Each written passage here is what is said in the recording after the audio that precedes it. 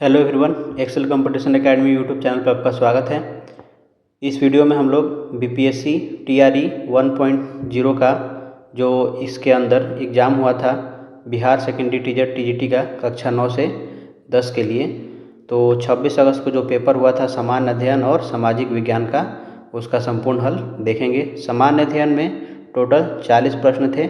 ये वाला जो सेक्शन है ये सभी पेपर के लिए सेम था जो 26 अगस्त को एग्ज़ाम हुआ था। और सोशल साइंस यानी सामाजिक विज्ञान में 4 टोटल सेक्शन थे। पहला था इतिहास हिस्ट्री, जियोग्राफी का, अर्थशास्त्र का और पॉलिटिकल साइंस यानी राजनीतिक विज्ञान का। तो हर एक में 40-40 प्रश्न थे। इनमें से आपको हिस्ट्री और जियोग्राफी में से किसी एक को आपको चुनना था।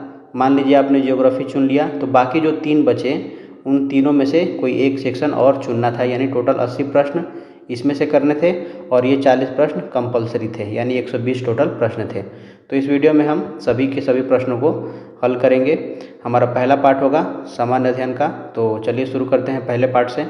हमारा पहला पार्ट होगा जनरल स्टडीज़ का। हमारा पहला प्रश्न है, 10 वर्ष पूर्व रमेश एवं राजीव की आयु का अनुपात 1:3 था। अब से 5 वर्ष पश्चात यह अनुपात 2:3 हो जाएगा, तो वर्तमान में उनकी आयु का अनुपात क्या होगा। तो देखिए, रमेश और राजीव की आयु का अनुपात दिया है 1:3 और 5 वर्ष बाद दिया है 2:3। तो एक 10 वर्ष पीछे का है और एक 5 वर्ष आगे का है, यानी कुल कितना हो जाएगा 15। तो हम क्रॉस मल्टीप्लाई के लिए यहाँ पे 15 लिख देंगे, इसको 15 लिखेंगे। अब देखिए, इसको क्रॉस मल्टीप्लाई कर दिए इससे और इसको इससे, तो ये हो जाएगा 3 एकम 3, 3 दूनी 6 बराबर होगा किसके, 15 दूनी 30 माइनस 15 तियाँ 45 के।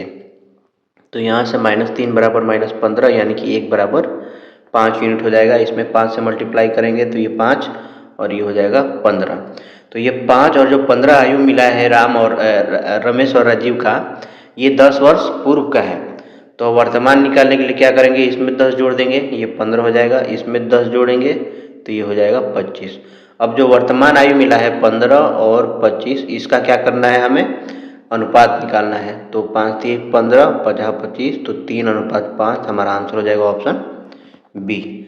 अगला प्रश्न है, यदि मैं अपने घर से 5 किलोमीटर प्रति घंटा की गति से स्टेशन के लिए चलता हूँ तो मेरी गाड़ी मेरे स्टेशन पहुँचने से 7 मिनट पहले छूट चुकी होती है, किंतु यदि मैं 6 किलोमीटर प्रति घंटा की गति से चलता हूँ तो मैं स्टेशन पर गाड़ी के छूटने से 5 मिनट पहले पहुँच जाता हूँ। तदनुसार मेरे घर और स्टेशन के बीच की दूरी क्या है। देखिए, इसका शॉर्टकट भी है और बेसिक मेथड भी है। पहले बेसिक से सॉल्व करते हैं, उसके बाद शॉर्टकट देखेंगे। मान लेते हैं ये उसका घर है और ये उसका स्टेशन है और इसके बीच का जो डिस्टेंस है डी है। तो डी डिस्टेंस को 5 किलोमीटर से जब चल रहा है तो उसको गाड़ी स्टेशन पहुंचने से 7 मिनट पहले छूट चुकी होती है, यानी कि उसको जो गाड़ी पकड़ने के लिए जो समय चाहिए टी, उसमें वो क्या कर रहा है 7 मिनट ज़्यादा ले रहा है, जिसकी वजह से ट्रेन छूट जा रही है। ठीक है, ये पहला केस हो गया। 7 मिनट है तो इसको मिनट को घंटा में बदलेंगे तो 7/60 हो जाएगा। दूसरा है कि डी डिस्टेंस कितने से जा रहा है, 6 किलोमीटर से जा रहा है वो, तो गाड़ी पकड़ने के लिए जो समय चाहिए टी, उसमें वो पहले ही पहुंच जा रहा है, यानी 5 मिनट पहले पहुंच जा रहा है, यानी -5/60 हो जाएगा। यहाँ पे जो टी हमने माना है ये घंटा में है, घंटा में है। तो अब क्या करते हैं, यहाँ से दोनों को घटा देते हैं, तो D/5 बराबर, तो इसको इस वाले हिस्से को इसमें घटा देंगे, D/6 हो जाएगा। ये T + 7/60 माइनस, और इसको घटाएंगे तो -T हो जाएगा और ये +5/60 हो जाएगा। ये T से T कैंसिल हो जाएगा तो 12/60 हो गया। और ये कितना हो जाएगा, यहाँ पे 6×5 = 30, तो ये हो गया 6D - 5D। तो यहाँ से हमें मिलेगा D/30 बराबर 12 × 12, 12×5 = 60, 1/5, 5×6 = 30, तो D बराबर 6 किलोमीटर हमारा हो जाएगा। आंसर ऑप्शन सी हो जाएगा। यहाँ पे बस ये ध्यान देना है कि जो टी हमने माना है वो समय है जो एग्जैक्टली लगेगा उसको ट्रेन पकड़ने के लिए अपने घर से निकलने के बाद। मतलब यहाँ से निकला और यहाँ पे जस्ट ट्रेन आई है तो टोटल जो समय लगा है टी लगा है, और ये लेट वाला है और ये पहले वाला है, तो इसको घटा दिया मैंने। नेक्स्ट क्वेश्चन देखिए, P और Q की औसत मासिक आय है इतना और R की औसत मासिक आय इतना दिया है तथा P और R की औसत मासिक आय इतना दिया है। तो P की मासिक आय क्या है? तो देखिए P प्लस Q की कुल आय क्या होगी? तो 5050 में 2 से गुणा कर देंगे, ये हो जाएगा 10,100। फिर R, यहाँ पे Q छूट गया है, Q और R की औसत आयु, Q प्लस R की औसत मासिक आय 6,250 है, तो 6,250 में 2 से हम गुणा कर देंगे, तो ये हो जाएगा 12,500। ठीक है। अब दिया है P और R की औसत मासिक आय है 5200, तो 5200 में हम 2 से गुणा कर देंगे तो कुल आय निकल जाएगा P प्लस R की, ये कितना हो जाएगा 104 पर 2 जीरो। अब क्या करेंगे, हम इन तीनों को जोड़ देंगे, तो इसमें कितना है, 2P है, 2Q है और 2R है, तो 2P plus Q plus R बराबर, इन सबको जोड़ेंगे तो हमें मिलेगा 0 0 1 5 6 4 10 के 0 हासिल 1 2 1 3 3, 2 से क्या करेंगे, भाग दे देंगे, तो P plus Q plus R मिल जाएगा हमें, ये बराबर होगा 16,500 के। हमें निकालना क्या है, P की मासिक आय निकालनी है, तो हम क्या करेंगे, Q और R की जो कुल मासिक आय है इसमें से हम घटा देंगे, तो P बराबर हो जाएगा 16,500 माइनस Q प्लस R की मासिक आय, ये कितना दिया है 12,500 है, तो 16,500 में से 12,500 को घटा देंगे, तो ये कितना हो जाएगा हमारा, ये हो जाएगा लगभग 12,000 में से 16 गया तो 4 बचेगा, तो 4,000। आंसर हो गया ऑप्शन सी। क्वेश्चन है, यदि P का 30% Q के 40% में जोड़ दिया जाए तो वह Q का 80% हो जाता है, तदनुसार Q P का कितना प्रतिशत है? तो देखिए क्या बोल रहा है प्रश्न में, क्या P का हमने 30% प्लस Q का हमने 40% को आपस में जब जोड़ दिया है तो हमें क्या मिल रहा है, Q का 80% मिल रहा है। ठीक है, इसको सॉल्व कीजिए, 100 से 100 कैंसिल हो जाएगा, 1 0 से ये 0 कैंसिल हो जाएगा, तो 3P 4Q बराबर 8Q होगा। इसको लिखेंगे 3P बराबर 4Q, तो P बाई Q कितना हो जाएगा 4/3, Q बाई P लिखेंगे तो ये हो जाएगा 3/4। हमें निकालना क्या है, Q P का कितना प्रतिशत है, तो Q जो है P का 3/4 है, यानी कि 3/4 गुने हम क्या करेंगे, 100 से मल्टीप्लाई कर देंगे, तो 25 चौके 100, 25 3 75% है, तो हमारा आंसर क्या हो जाएगा, ऑप्शन सी हो जाएगा। अगला क्वेश्चन है कि ABCD के बीच इतने के अनुपात में धन का वितरण किया जाना है। यदि C को D से 1,000 रुपये अधिक मिलते हैं तो B का हिस्सा क्या है? ABCD दिया है 5 2 4 3 का अनुपात है इनके बीच। कह रहा है कि C को D से, तो C ये है और D ये है, इनको C को D से कितना अधिक मिल रहा है, 1 यूनिट अधिक मिल रहा है, और ये 1 इकाई 1,000 के बराबर है, तो 1,000 के बराबर है। हमें निकालना क्या है, B का हिस्सा निकालना है, B का हिस्सा क्या है 2 है, तो 2 इकाई कितना हो जाएगा, 2,000 के बराबर हो जाएगा, आंसर हो जाएगा सी। अगला प्रश्न है कि एक दुकानदार एक घड़ी बेचते समय बिक्री मूल्य पर 5% छूट देता है। यदि वह उस पर 6% छूट दे देता तो उसे पहले से 15 रुपये कम का लाभ मिलता, तदनुसार उस घड़ी का अंकित बिक्री मूल्य क्या है?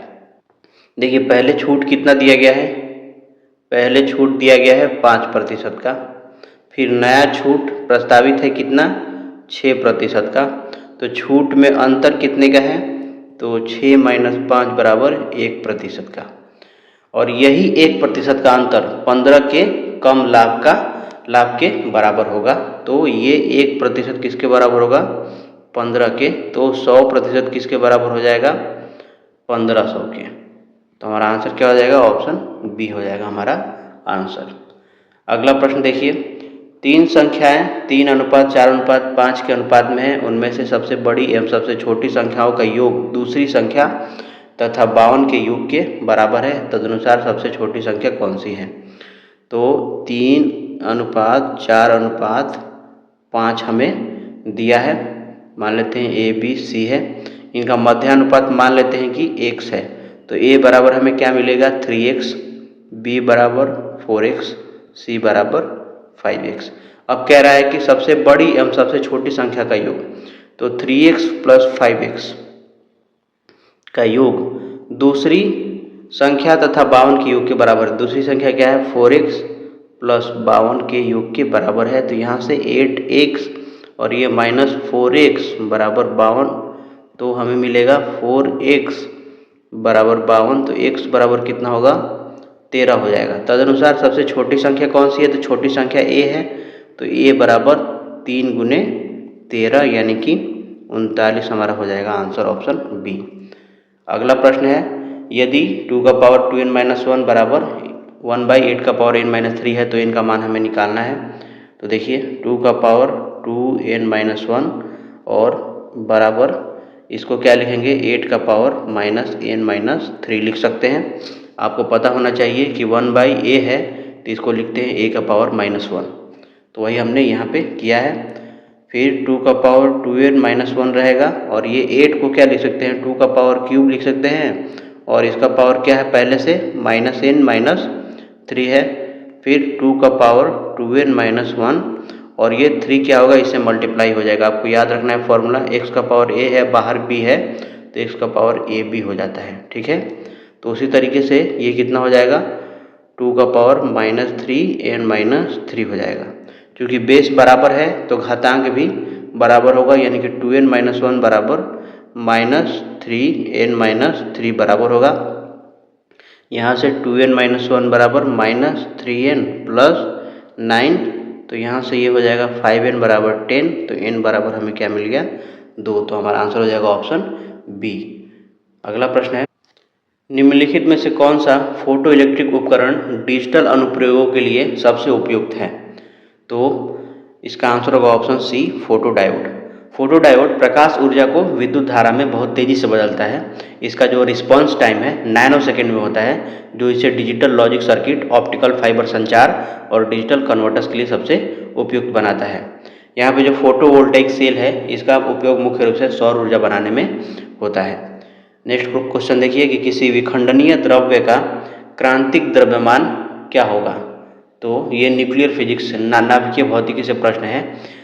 क्रांतिक द्रव्यमान विखंडनीय पदार्थ जैसे कि मान लीजिए यूरेनियम 235 है कि वह न्यूनतम मात्रा होती है। क्रांतिक द्रव्यमान विखंडनीय पदार्थ की वह न्यूनतम मात्रा होती है जो एक निरंतर आत्मनिर्भर नाभिकीय श्रृंखला अभिक्रिया को बनाए रखने के लिए आवश्यक होती है।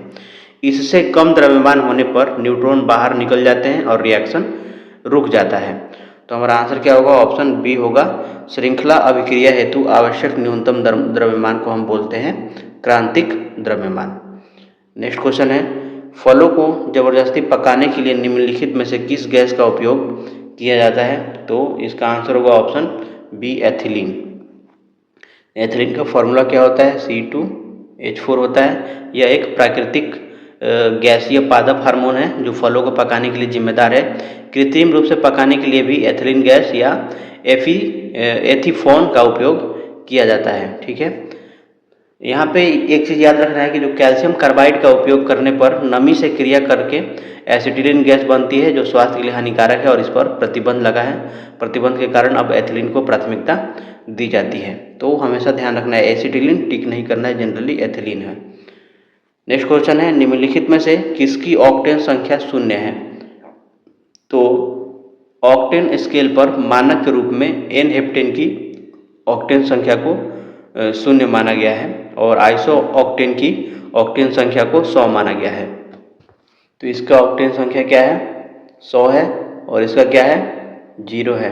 तो 0 पूछ रहा है तो आंसर क्या हो जाएगा? ऑप्शन हमारा हो जाएगा सी। ऑक्टेन संख्या जो है वो पेट्रोल की एंटी नॉकिंग क्षमता को मापती है। जितनी अधिक ऑक्टेन संख्या होगी ईंधन उतना ही बेहतर माना जाता है। नेक्स्ट क्वेश्चन है, लीची का खाद्य भाग कौन सा है? तो लीची का जो गूदेदार और रसीला भाग हम खाते हैं उसे मांसल एरिल बोलते हैं। तो ऑप्शन हो जाएगा हमारा ए। यह बीज के चारों ओर विकसित होने वाला एक अतिरिक्त आवरण होता है। आणविक ऑक्सीजन का पत्तियों से निकलना कौन सी भौतिक क्रिया है? तो ये है विसरण। ऑप्शन हो जाएगा हमारा ए। प्रकाश संश्लेषण के दौरान पत्तियों के अंदर ऑक्सीजन की सांद्रता अधिक हो जाती है और उच्च सांद्रता वाले क्षेत्र से कम सांद्रता वाले क्षेत्र की ओर गैसों का यह स्वतः जो गमन है उसको हम विसरण कहते हैं। यहाँ पे जो वाष्पोत्सर्जन दिया है यह पत्तियों के रंध्रों द्वारा जल का वाष्प के रूप में उड़ना वाष्पोत्सर्जन कहलाता है। और ये जो परासरण है यह अर्ध पारगम्य झिल्ली के माध्यम से विलायक का प्रवाह को परासरण कहते हैं। अगला प्रश्न है कि किसी गुणसूत्र पर जीनों की आपेक्षिक स्थिति ज्ञात करने की प्रक्रिया क्या कहलाती है? तो इसको बोलते हैं जीन मैपिंग यानी कि जीन मानचित्रण। तो जीन मानचित्रण वह तकनीक है जिसके द्वारा किसी गुणसूत्र पर विभिन्न जीनों के विशिष्ट स्थानों और उनके बीच की सापेक्ष दूरी का पता लगाया जाता है।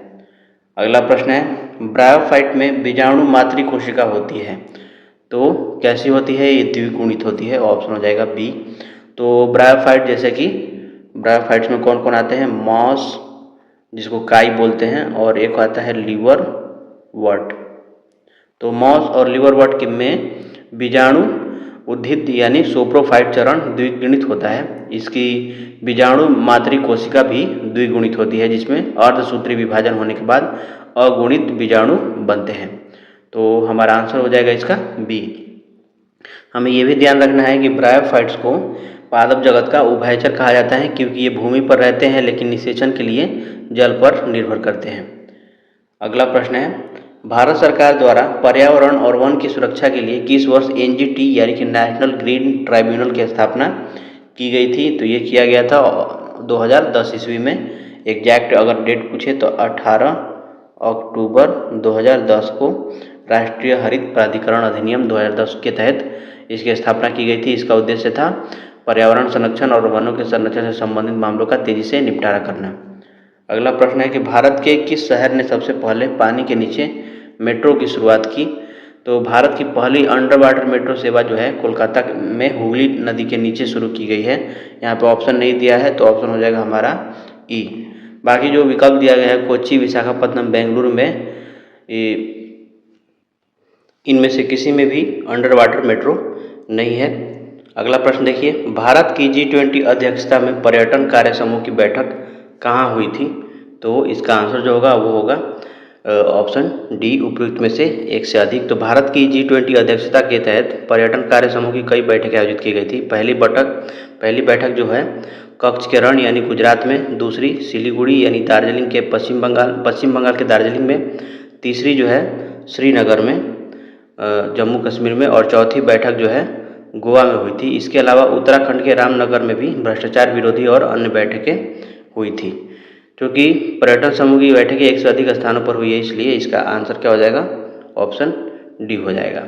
अगला प्रश्न है कि इनमें से किसने राष्ट्रीय अंडर 17 बालिका कुश्ती चैंपियनशिप में रजत पदक प्राप्त किया है? तो ये है ऑप्शन बी, निर्जला ने। अगला प्रश्न है कि उपन्यास टॉम्ब ऑफ सैंड के लिए अंतर्राष्ट्रीय बुकर पुरस्कार 2022 किसने जीता? तो इसका आंसर होगा ऑप्शन ए, गीतांजलि श्री और डेजी रॉकवेल ने। तो भारतीय लेखिका गीतांजलि श्री द्वारा मूल रूप से हिंदी में लिखे गए उपन्यास रेत समाधि का अंग्रेजी अनुवाद डेजी रॉकवेल ने टॉम्ब ऑफ सैंड नाम से किया था। इस पुस्तक को वर्ष 2022 का प्रतिष्ठित अंतर्राष्ट्रीय बुकर पुरस्कार मिला था। अगला प्रश्न है कि भारत के 74वें गणतंत्र दिवस पर कौन मुख्य अतिथि थे? तो ये थे ऑप्शन बी, अब्देल फतह अल सीसी जो कि मिस्र के राष्ट्रपति थे। ये पहली बार था जब मिस्र के राष्ट्रपति को भारत के गणतंत्र दिवस पर मुख्य अतिथि के रूप में आमंत्रित किया गया था। अगला प्रश्न है बिहार के किस जिले में प्रथम तैरता हुआ सोलर ऊर्जा संयंत्र बनाया गया था? तो इसका आंसर होगा ऑप्शन ए, दरभंगा। बिहार का पहला तैरता हुआ और सौर ऊर्जा संयंत्र दरभंगा जिले के कादिराबाद में एक तालाब के ऊपर बनाया गया है। कहाँ पे बनाया गया है? तो याद रखना है कादिराबाद। और जो इसकी क्षमता है वो है 2 मेगावाट की क्षमता इसकी है। बिहार का जो दूसरा तैरता हुआ सोलर प्लांट है वो सुपौल जिले में बनाया जा रहा है। और भारत का जो सबसे बड़ा तैरता हुआ सौर ऊर्जा संयंत्र है वो रामागुंडम तेलंगाना में स्थित है। अगला प्रश्न है बिहार में निम्नलिखित में से किसे जीआई टैग मिला है? तो ऑप्शन ए, मगही पान। तो मगही पान बिहार का एक प्रसिद्ध उत्पाद है जिसे भौगोलिक संकेत यानी कि जीआई टैग प्राप्त हो चुका है। बासमती चावल मुख्य रूप से उत्तर पश्चिम भारत का है और चंदेरी साड़ी ये जो है ये मध्य प्रदेश की है। तो बिहार के अन्य प्रमुख जीआई टैग को याद रखना है कौन कौन से हैं, मैं यहाँ पे उनका नाम लिख देता हूँ।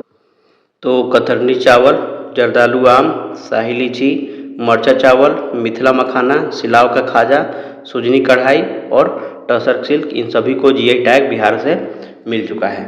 अगला प्रश्न है सूची 1 का सूची 2 से सुमेलित कीजिए।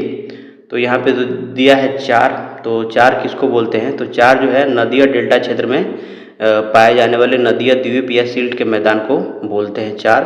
विशेष करके ये गंगा और ब्रह्मपुत्र डेल्टा के बारे में ही यूज होता है। तो 4 का आंसर हो जाएगा ऑप्शन 2 डेल्टा।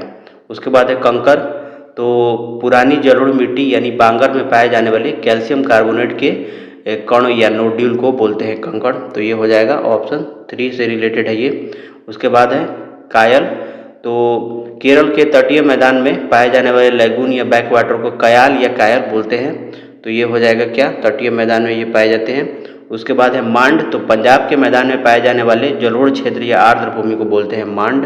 तो ये हो जाएगा ऑप्शन 1 से रिलेटेड।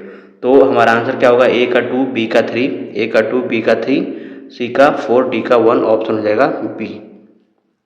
अगला प्रश्न है कि निम्नलिखित में से कौन सी सहायक नदी ब्रह्मपुत्र से उत्तर दिशा से नहीं मिलती है? तो देखिए सुबनसिरी, बेलसिरी और मानस, ये तीनों नदियाँ ब्रह्मपुत्र नदी में उत्तर दिशा यानी कि दाएं तट से आकर मिलती है। प्रश्न में पूछा गया है कि कौन सी नहीं मिलती है। तो चूंकि ये सभी उत्तर से मिलती हैं तो हमारा आंसर क्या हो जाएगा? उपयुक्त में से कोई नहीं, ऑप्शन हमारा हो जाएगा ई।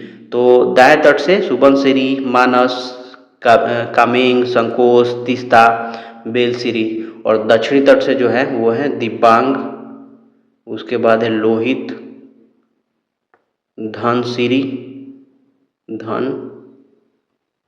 और एक है कोपिली। ये है दक्षिण से मिलती हैं आके, ठीक है। दक्षिण का देखिए, मान लीजिए कि ये वाला नॉर्थ ईस्ट वाला एरिया है भारत का और यहाँ से ऐसे ब्रह्मपुत्र नदी बह रही है। तो इधर से मिलने वाली नदियों को बोलते हैं उत्तर दिशा से, और इधर से जो जाके मिलेंगी वो होगी दक्षिण दिशा से मिलने वाली नदियाँ। अगला प्रश्न है कि लिखापानी हिमनद भारत के निम्नलिखित में से किस राज्य में स्थित है? तो ये है अरुणाचल प्रदेश राज्य में चांगलांग जिले में पटकाई बूम पहाड़ियों के पास स्थित है। भारत का सबसे बड़ा जो हिमनद है वो कौन सा है? तो वो है सियाचिन हिमनद। और सिक्किम का सबसे प्रसिद्ध हिमनद कौन है? तो वो है जेमू ग्लेशियर यानी कि जेमू हिमनद, ये ध्यान रखना है। अगला प्रश्न है कि मगध एवं अंग का मैदान किसके हिस्से है?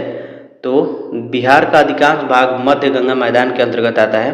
गंगा नदी बिहार को 2 भागों में बांटती है। दक्षिण बिहार के मैदान में ही मगध का मैदान और अंग का मैदान स्थित है जो मध्य गंगा के मैदान का हिस्सा है। तो हमारा आंसर क्या हो जाएगा?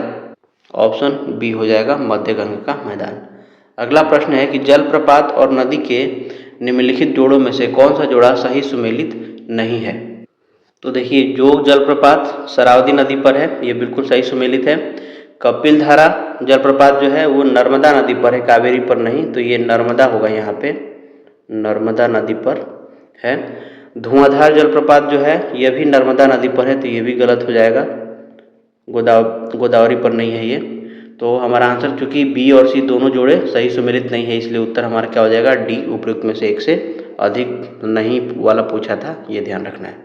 अगला प्रश्न है कि भारत के निम्नलिखित बंदरगाहों को उत्तर से दक्षिण दिशा में व्यवस्थित कीजिए। उत्तर से दक्षिण में हमें व्यवस्थित करना है। तो भारत के पूर्वी तट पर उत्तर से दक्षिण की ओर बढ़ने पर इन बंदरगाहों की जो भौगोलिक स्थिति है वो इस प्रकार से देखिए है।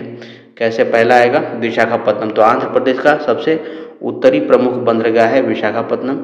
उसके बाद आता है काकीनाडा, तो काकीनाडा आएगा दूसरे नंबर पे। उसके बाद है मछलीपट्टनम, तो ये तीसरे नंबर पे। और चौथा है नागापट्टनम।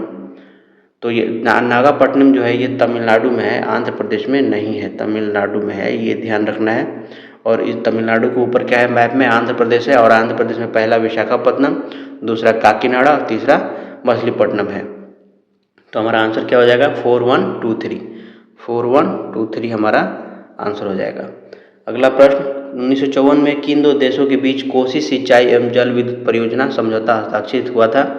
तो भारत और नेपाल के बीच हुआ था। तो ऑप्शन हो जाएगा हमारा सी।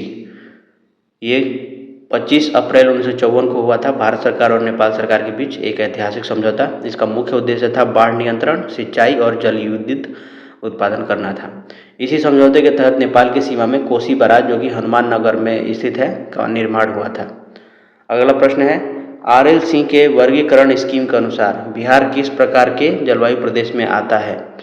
तो RLC के बारे में ये पूछ रहा है। तो प्रसिद्ध भूगोलवेत्ता RLC के भारत के जलवायु वर्गीकरण के अनुसार बिहार का अधिकांश भाग उपाद्र समकरणकालीन जलवायु प्रदेश के अंतर्गत आता है और यह क्षेत्र आर्द्र और शुष्क महाद्वीपीय जलवायु के बीच एक संक्रमण का कार्य करता है। तो हमारा आंसर क्या हो जाएगा? ऑप्शन बी हो जाएगा, उपाद्र संक्रमणकालीन, सब ह्यूमिड ट्रांजिशनल इसको बोलते हैं। और कोपेन के अनुसार उत्तरी बिहार को CWG में और दक्षिणी बिहार को AW जलवायु क्षेत्र में वर्गीकृत किया गया है।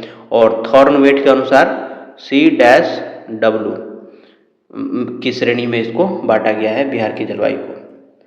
इसके अलावा आप त्रिवार्था का भी याद रखेंगे। अगला प्रश्न है, भारतीय राष्ट्रीय कांग्रेस के किस अधिवेशन में पूर्ण स्वराज का सिद्धांत गृहीत हुआ था? तो इसका आंसर होगा ऑप्शन बी, लाहौर अधिवेशन 1929। तो दिसंबर 1929 में जवाहरलाल नेहरू की अध्यक्षता में कांग्रेस का जो लाहौर अधिवेशन हुआ था, इसी अधिवेशन में पूर्ण स्वराज का प्रस्ताव पारित किया गया था और 26 जनवरी 1930 को पहला स्वतंत्रता दिवस मनाने का निर्णय लिया गया था। यहाँ पे जो कानपुर अधिवेशन है 1925, इसकी अध्यक्षता सरोजिनी नायडू ने की थी, प्रथम भारतीय महिला अध्यक्ष, ये ध्यान रखना है। और जो कराची अधिवेशन 1931 है, इसकी अध्यक्षता सरदार वल्लभ भाई पटेल ने की थी, जिसमें मौलिक अधिकारों का प्रस्ताव पास हुआ था। अगला प्रश्न है, पंजाब में कूका आंदोलन का प्रारंभिक उद्देश्य क्या था? तो पंजाब में कूका आंदोलन की शुरुआत जो हुई थी 1840 के दशक में भगत जवाहर मल कूका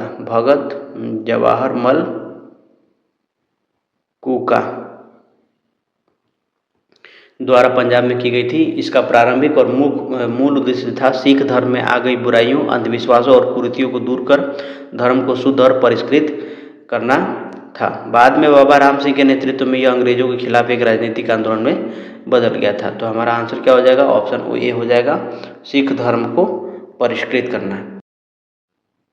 1857 के विद्रोह को किसके द्वारा प्रथम भारतीय स्वतंत्रता संग्राम के रूप में वर्णित किया गया था? तो इसका आंसर जो होगा वो होगा ऑप्शन ए, VD सावरकर। विनायक दामोदर सावरकर ने अपनी प्रसिद्ध पुस्तक में लिखा था the Indian war of independence 1857 में इस विद्रोह को सुनियोजित प्रथम भारतीय स्वतंत्रता संग्राम कहा है। और इसके विपरीत ध्यान रखना है कि RC जो मजुमदार था, उसने कहा था कि यह न तो प्रथम है, न ही राष्ट्रीय और न ही स्वतंत्रता संग्राम है। डिजरायली ने भी कहा था कि राष्ट्रीय ये 1857 के विद्रोह को बोला था, ये राष्ट्रीय विद्रोह है। तो ये सब फैक्ट याद रखने हैं। अगला प्रश्न है कि भारतीय किसानों के इतिहास में संगठित असहयोग का प्रथम उदाहरण कहाँ घटित हुआ था? तो इसका आंसर होगा बिहार और बंगाल, ऑप्शन ए हो जाएगा। भारतीय किसानों के इतिहास में संगठित रूप से विद्रोह असहयोग का जो पहला बड़ा उदाहरण था 1859 से 60 का नील विद्रोह था। नील विद्रोह जो कि बंगाल में हुआ था जनरली, जो उस समय बंगाल बिहार संयुक्त रूप से थे, तो बिहार के भी कुछ हिस्से में ये फैला था। यहाँ किसानों ने संगठित होकर नील न उगाने का फैसला किया और अंग्रेजों को लगान देने से मना कर दिया था। इसके बाद 1917 का चंपारण सत्याग्रह संगठित किसान आंदोलन का सबसे बड़ा उदाहरण बना था।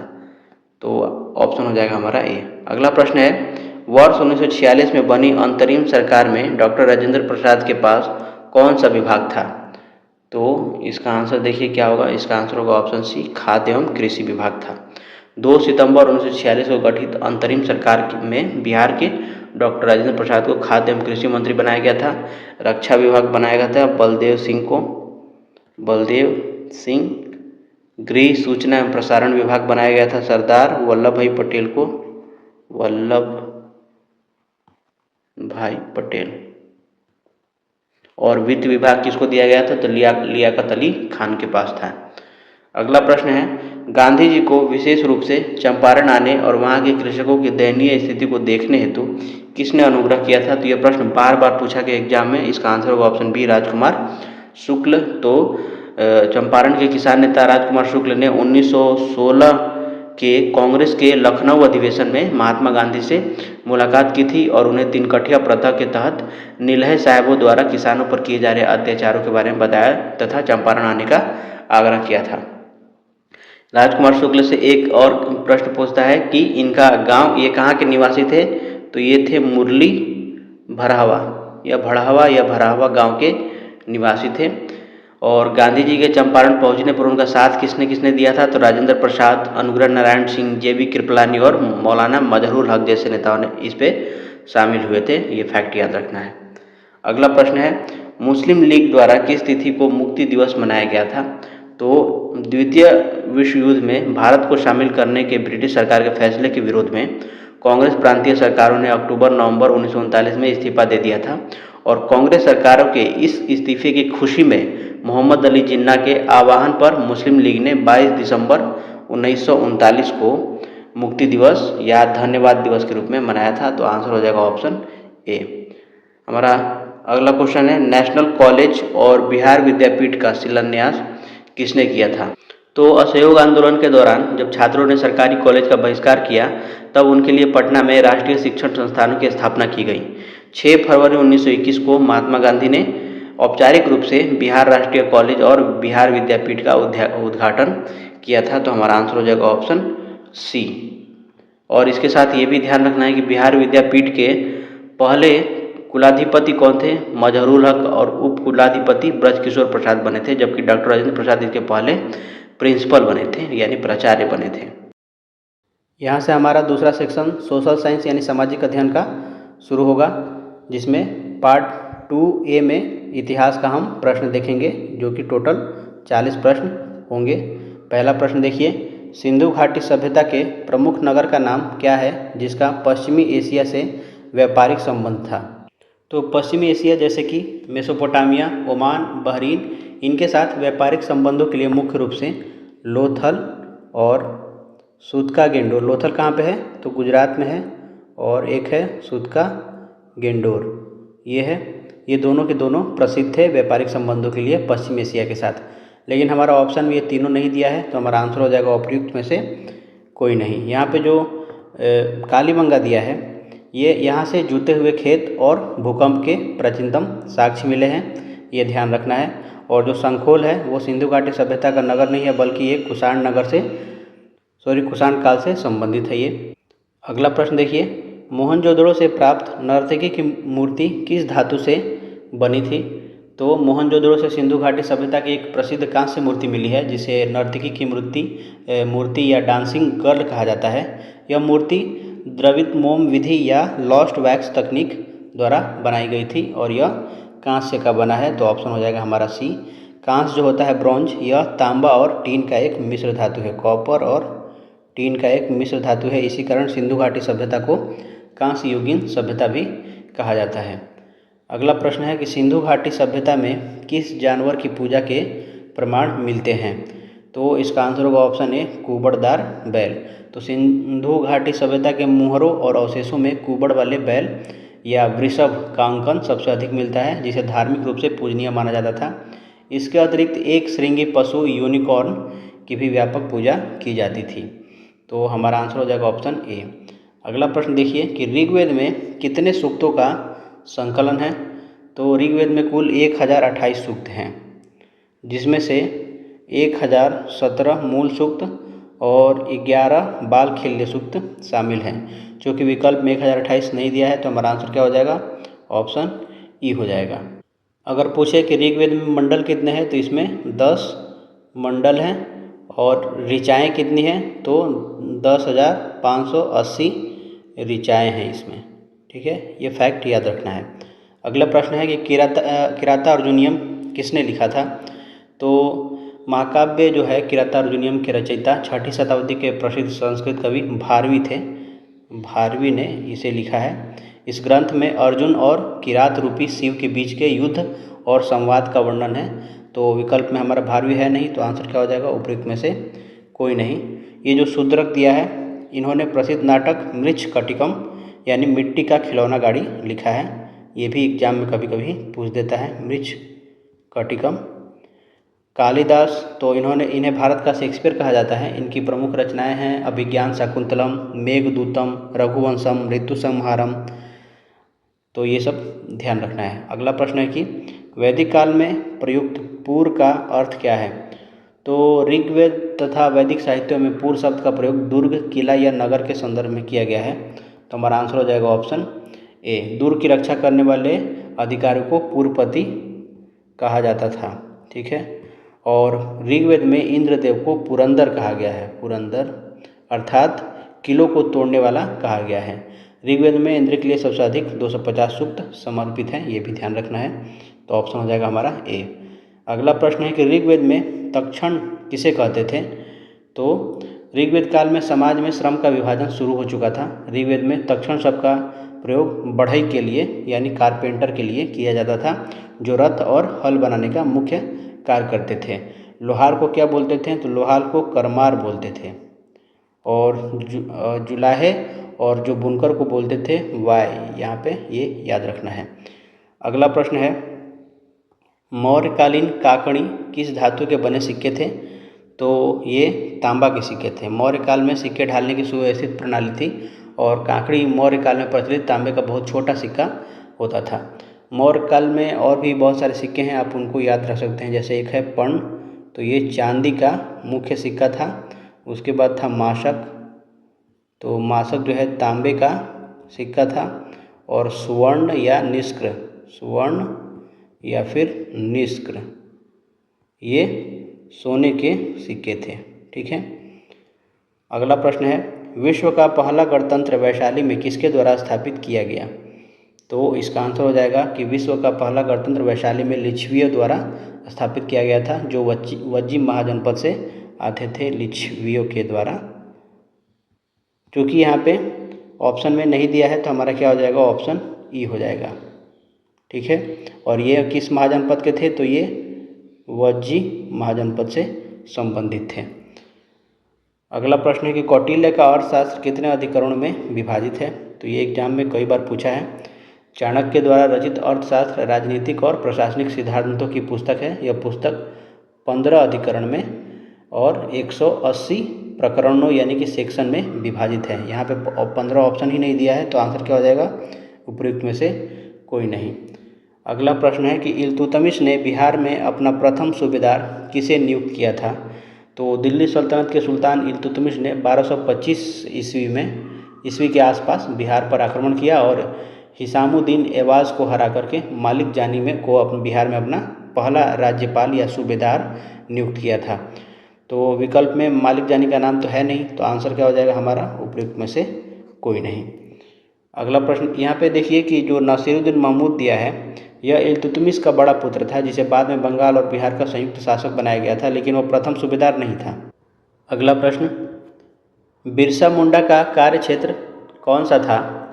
तो भगवान बिरसा मुंडा के नेतृत्व में हुआ मुंडा विद्रोह, जो कि 1899 से 1900 के बीच हुआ था। ये इतिहास का प्रसिद्ध जनजातीय आंदोलन है और इसका मुख्य केंद्र रांची और उसके आसपास का छोटा नागपुर का क्षेत्र था। इस विद्रोह को, जो मुंडा विद्रोह है, इसको उलगुलान विद्रोह के नाम से भी जाना जाता है। उलगुलान का अर्थ होता है महान हलचल। और बिरसा मुंडा ने स्वयं को सिहबोंगा का दूत घोषित किया था। सिहबोंगा एक ईश्वर थे, वहाँ के जनजातीय ईश्वर, उनका अपना दूत ये घोषित किए थे खुद को। और खोटकट्टी यानी सामूहिक खेती व्यवस्था को बहाल करने की मांग की थी। खुटकट्टी या कहीं खोटकट्टी लिखा रहता है, खोटकट्टी यानी कि सामूहिक खेती को बहाल करने की मांग की थी। और इन्हीं के जन्म दिवस पर, इनका जन्म हुआ था 15 नवंबर को, इन्हीं के जन्म दिवस पर झारखंड स्थापना दिवस मनाया जाता है।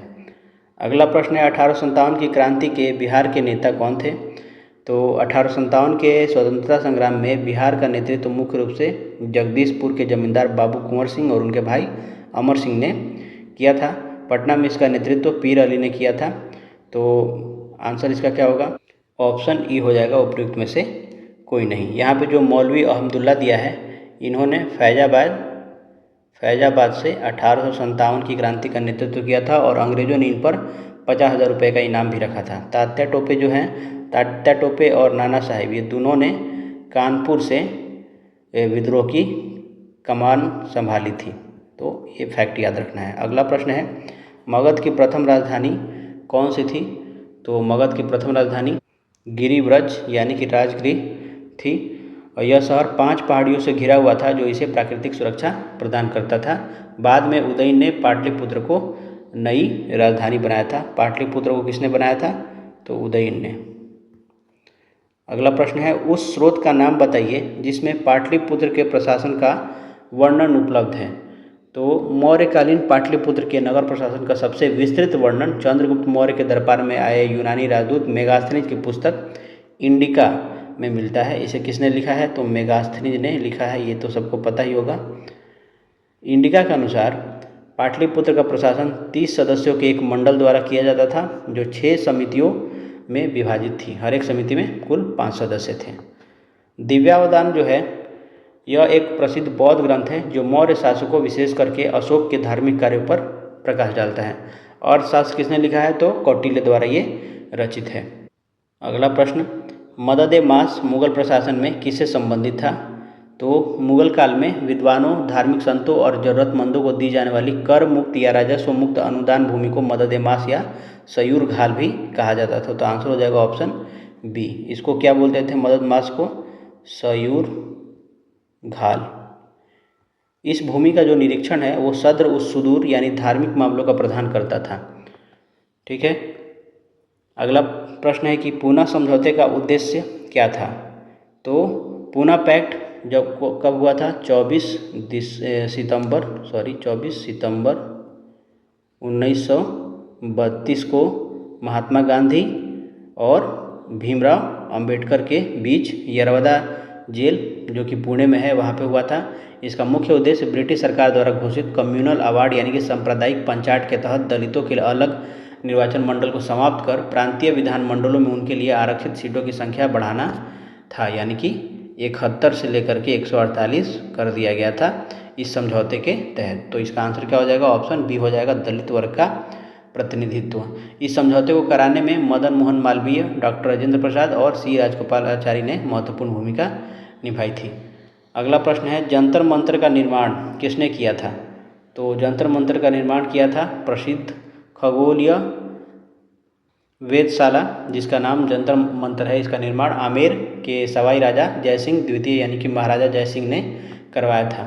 तो यहाँ पे दिया नहीं है ऑप्शन में, तो हमारा आंसर क्या हो जाएगा? ऑप्शन हो जाएगा इसका ई। राजा जयसिंह द्वितीय ने कुल 5 स्थानों पर जंतर मंतर बनवाए थे। कौन कौन से? पहला दिल्ली में बनवाया था, दूसरा जयपुर में, तीसरा उज्जैन में और चौथा वाराणसी और 5वां जो था वो था मथुरा। अगला प्रश्न है, वंदे मातरम के रचनाकार कौन थे? तो भारत का राष्ट्रगीत वंदे मातरम बंकिम चंद्र चटर्जी यानी चट्टोपाध्याय द्वारा रचित प्रसिद्ध उपन्यास आनंद मठ से लिया गया है। तो आंसर हो जाएगा ऑप्शन ए, आनंद मठ 1882 में प्रकाशित हुआ था। यह मूल रूप से संस्कृत और बंगाली मिश्रित भाषा में लिखा गया था। अगला प्रश्न देखिए, क्रिस्टोफर कोलंबस 1492 में अमेरिका का महान खोजकर्ता किस देश द्वारा वित्त पोषित किया गया था, यानी किसने इसे स्पॉन्सर किया था, ये प्रश्न पूछ रहा है। तो इसका आंसर होगा ऑप्शन सी, स्पेन। तो क्रिस्टोफर कोलंबस जो है मूल रूप से ये इटली में एक जेनोवा करके एक शहर है, जेनोआ, यहाँ का ये निवासी था। लेकिन उसकी ऐतिहासिक समुद्री यात्रा को स्पेन के राजा फर्डिनेंड और रानी जो थी इसाबेला द्वारा वित्तीय सहायता यानी कि पैसा और जहाज प्रदान किया गया था। 1492 में वो भारत की खोज में निकला था, लेकिन रास्ता भटक करके अमेरिका के बहामास द्वीप पर पहुंच गया था। अगला प्रश्न है कि बोस्टन टी पार्टी इतिहास की एक महत्वपूर्ण घटना किससे संबंधित है? तो बोस्टन टी पार्टी की घटना जो है 16 दिसंबर 1773 को हुई थी, जो अमेरिकी स्वतंत्रता संग्राम का तत्कालिक कारण बनी थी। तो आंसर क्या हो जाएगा? ऑप्शन ए हो जाएगा। ब्रिटिश ईस्ट इंडिया कंपनी की चाय नीति के विरोध में सैमुअल एडम्स के नेतृत्व में सन ऑफ लिबर्टी समूह के लोगों ने बोस्टन बंदरगाहों पर जहाज़ों में लदी चाय की 342 क्रेट्स को समुद्र में फेंक दिया था। अगला प्रश्न है, अमेरिका के इतिहास में 4 जुलाई 1776 क्यों महत्वपूर्ण मानी जाती है? तो 4 जुलाई 1776 को फिलाडेल्फिया में आयोजित दूसरी महाद्वीपीय कांग्रेस में अमेरिकी स्वतंत्रता की घोषणा को औपचारिक रूप से स्वीकार किया गया था। तो आंसर हो जाएगा ऑप्शन हमारा सी। इसी कारण हर साल 4 जुलाई को अमेरिका अपना स्वतंत्रता दिवस मनाता है। अगला प्रश्न है, फ्रांसीसी क्रांति के समय फ्रांस का शासक कौन था? तो लुई 16वां था फ्रांस का शासक। ऑप्शन हो जाएगा ए। फ्रांस की प्रसिद्ध क्रांति 1789 ईस्वी में हुई थी। इस समय फ्रांस पर बुर्बो राजवंश के राजा लुई 16वें का शासन था। वह एक अयोग्य और निरंकुश शासक था। उसकी पत्नी का नाम मैरी एंटोइनेट था। क्रांति के बाद लुई 16वें को देशद्रोह के आरोप में गिलोटिन पर चढ़ाकर मृत्युदंड दे दिया गया था। अगला प्रश्न है, औद्योगिक क्रांति के दौरान सूती वस्त्र उद्योग में क्रांति लाने वाली स्पिनिंग जेनी का आविष्कारक कौन था? तो जेम्स हारग्रीव्स। ऑप्शन हो जाएगा इसका सी। 1764 ईस्वी में ब्रिटिश बुनकर और आविष्कारक जेम्स हारग्रीव्स ने स्पिनिंग जेनी का आविष्कार किया था। यह सूत काटने की एक बहुत धुरी वाली मशीन थी जिसने कपड़ा उद्योग में उत्पादन की गति को कई गुना बढ़ा दिया था और कई समय में ज़्यादा धागा तैयार होने लगा था। यहाँ जॉन के जो है ये 1773 के फ्लाइंग शटल का आविष्कार किया था जिसने बुनाई की गति बढ़ाई थी। और सैमुअल क्रॉम्पटन जो है इसने 1779 में स्पिनिंग म्यूल का आविष्कार किया था। देखिए इसने किया था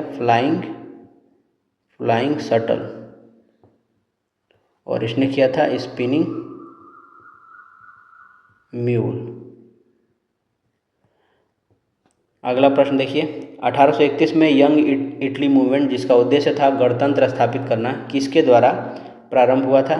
तो यंग इटली नामक गुप्त क्रांतिकारी संगठन की स्थापना जो हुई थी 1831 में ग्यूसेप मैज़िनी द्वारा मार्सेल्स में की गई थी। चूँकि मैज़िनी का नाम विकल्प में हमारा दिया नहीं है, काउंट काबूर है, गैरिबाल्डी है, विक्टर इमैनुअल है, तो हमारा आंसर क्या हो जाएगा? ऑप्शन हो जाएगा ई। जो मैज़िनी है इसने इटली के एकीकरण का पैगंबर या मस्तिष्क कहा जाता है। ठीक है, यहाँ पे जो ग्यूसेप गैरिबाल्डी है इन्हें इटली के एकीकरण की तलवार कहा जाता है। इन्होंने लाल कुर्ती यानी रेड शर्ट्स नामक सेना बनाई थी। ये जो काउंट काबूर है यह पिडमोंट सार्डिनिया के प्रधानमंत्री थे जिन्हें एकीकरण का कूटनीतिज्ञ माना जाता है। अगला प्रश्न है, जर्मनी के एकीकरण का वास्तुकार कौन था जो रक्त एवं लौह नीति पर विश्वास करता था? तो जर्मनी के एकीकरण का मुख्य श्रेय प्रूसिया के चांसलर ओटो वॉन बिस्मार्क को जाता है। इसने सैन्य शक्ति के बल पर जर्मनी का एकीकरण करने के लिए रक्त और लौह की नीति अपनाई थी और इसके प्रयास से 1871 में जर्मनी का एकीकरण पूर्ण हुआ था। तो ऑप्शन हो जाएगा हमारा बी। कभी कभी पूछ देता है कि भारत का बिस्मार्क किसको बोलते हैं? तो भारत का एकीकरण करने के कारण सरदार वल्लभ भाई पटेल को भारत का बिस्मार्क या लौह पुरुष कहा जाता है। मेटरनिक कौन था? तो यह ऑस्ट्रिया का चांसलर था जो रूढ़िवादिता और क्रांति विरोधी नीतियों के लिए प्रसिद्ध था। अगला प्रश्न देखिए, द्वितीय विश्व युद्ध में नवंबर 1941 में अमेरिका के प्रवेश का मुख्य कारण क्या था?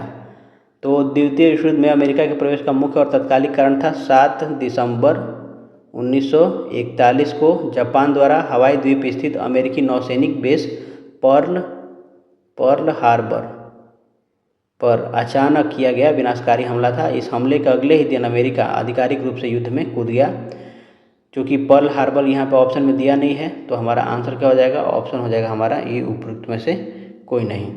अगला प्रश्न है, जब मार्को पोलो ने चीन का दौरा किया था तब वहाँ का शासक कौन था?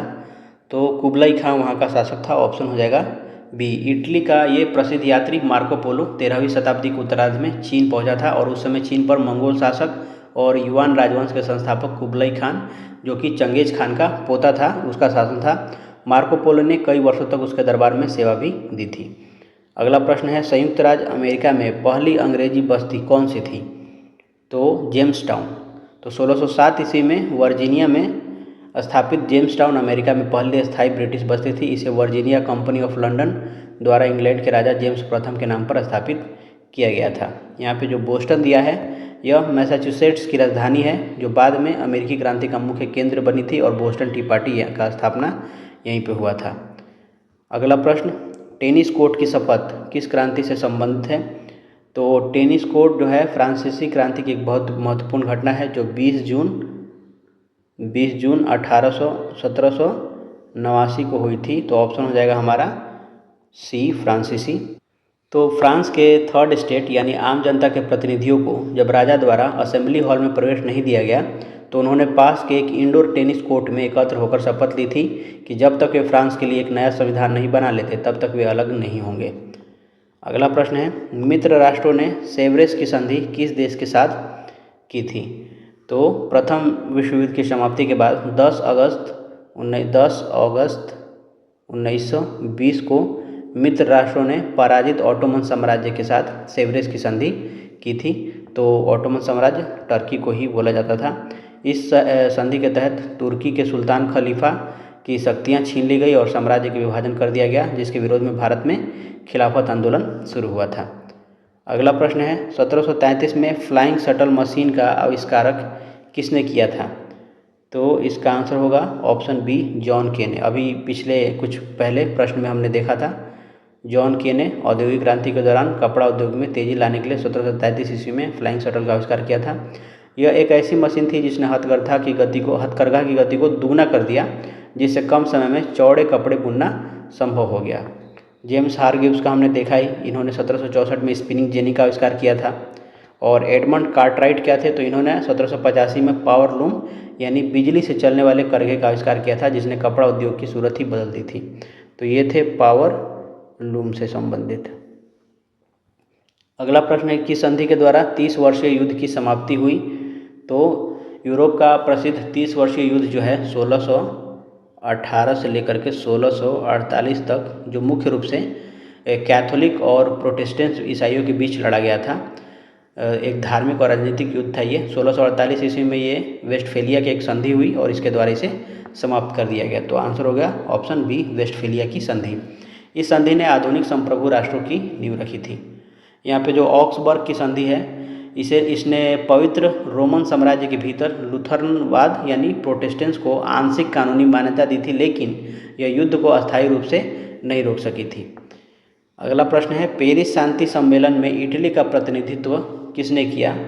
तो प्रथम विश्व युद्ध के बाद 1919 में आयोजित पेरिस शांति सम्मेलन में इटली का प्रतिनिधित्व वहाँ के प्रधानमंत्री विटोरियो इमैनुअल ऑरलैंडो ने किया था। तो ऑप्शन हो जाएगा ऑरलैंडो, ऑप्शन हो जाएगा हमारा बी। इस सम्मेलन में मुख्य निर्णय लेने वाले बिग 4 नेताओं में वह भी शामिल थे। जो लॉयड जॉर्ज हैं, यह पेरिस सम्मेलन में ब्रिटेन के प्रधानमंत्री और प्रतिनिधि थे। जॉर्जेस क्लेमेंस्क्यू, तो ये फ्रांस के प्रधानमंत्री थे, जिन्हें उनकी आक्रामक नीतियों के कारण द टाइगर भी कहा जाता था।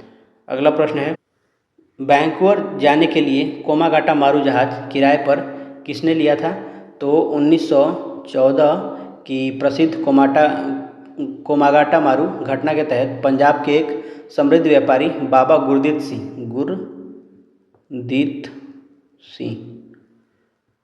गुरदीत सिंह ने कनाडा जाने के लिए जापानी समुद्री जहाज को किराए पर लिया था। चूँकि गुरदीत सिंह का नाम विकल्प में दिया नहीं है, गुरमीत सिंह दिया है। हमारा आंसर हो जाएगा उपयुक्त में से कोई नहीं, ऑप्शन ई। ये घटना एक्चुअल में क्या थी? तो जहाज पर 376 भारतीय यात्री सवार थे।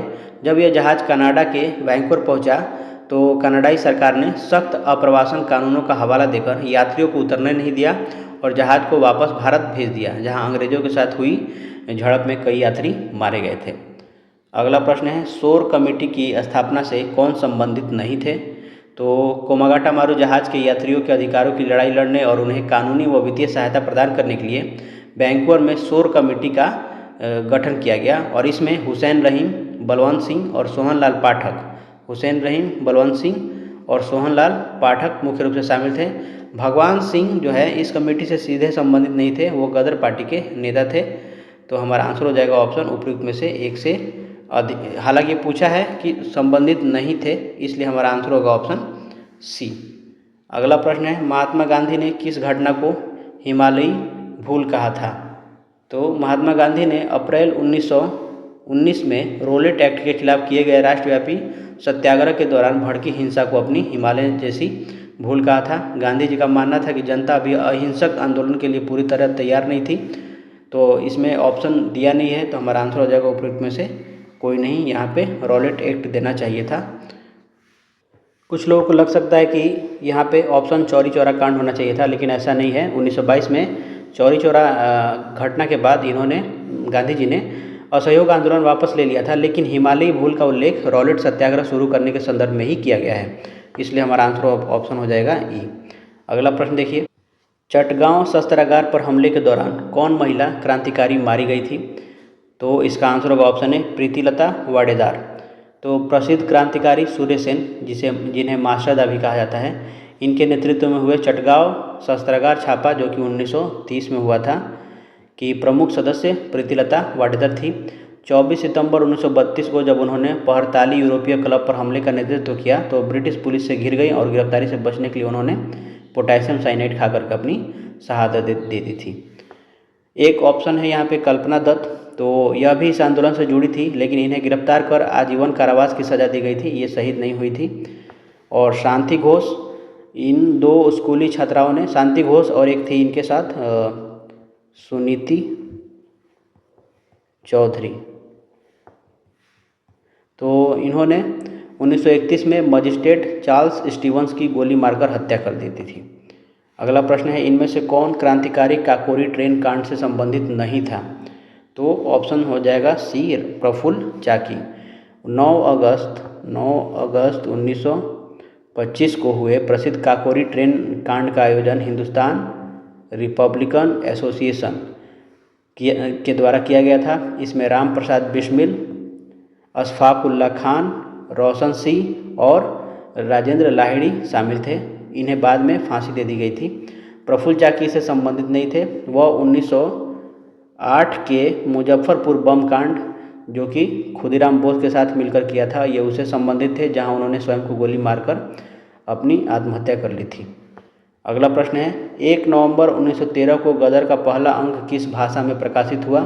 तो इसका आंसर होगा ऑप्शन बी उर्दू में। तो सैन फ्रांसिस्को में लाला हरदयाल द्वारा स्थापित गदर पार्टी के साप्ताहिक मुख्य पत्र गदर का पहला अंक 1 नवंबर 1913 को उर्दू भाषा में प्रकाशित हुआ था। उसके बाद 9 दिसंबर 1913 से यह गुरुमुखी में भी छपने लगा था। अगला प्रश्न है, हमारा अगला सेक्शन है पार्ट 2, जिसमें हम ज्योग्राफी के प्रश्न देखेंगे। टोटल 40 प्रश्न होंगे। पहला प्रश्न है कि भारत में असुरक्षित प्रजाति है, तो इसका आंसर क्या होगा?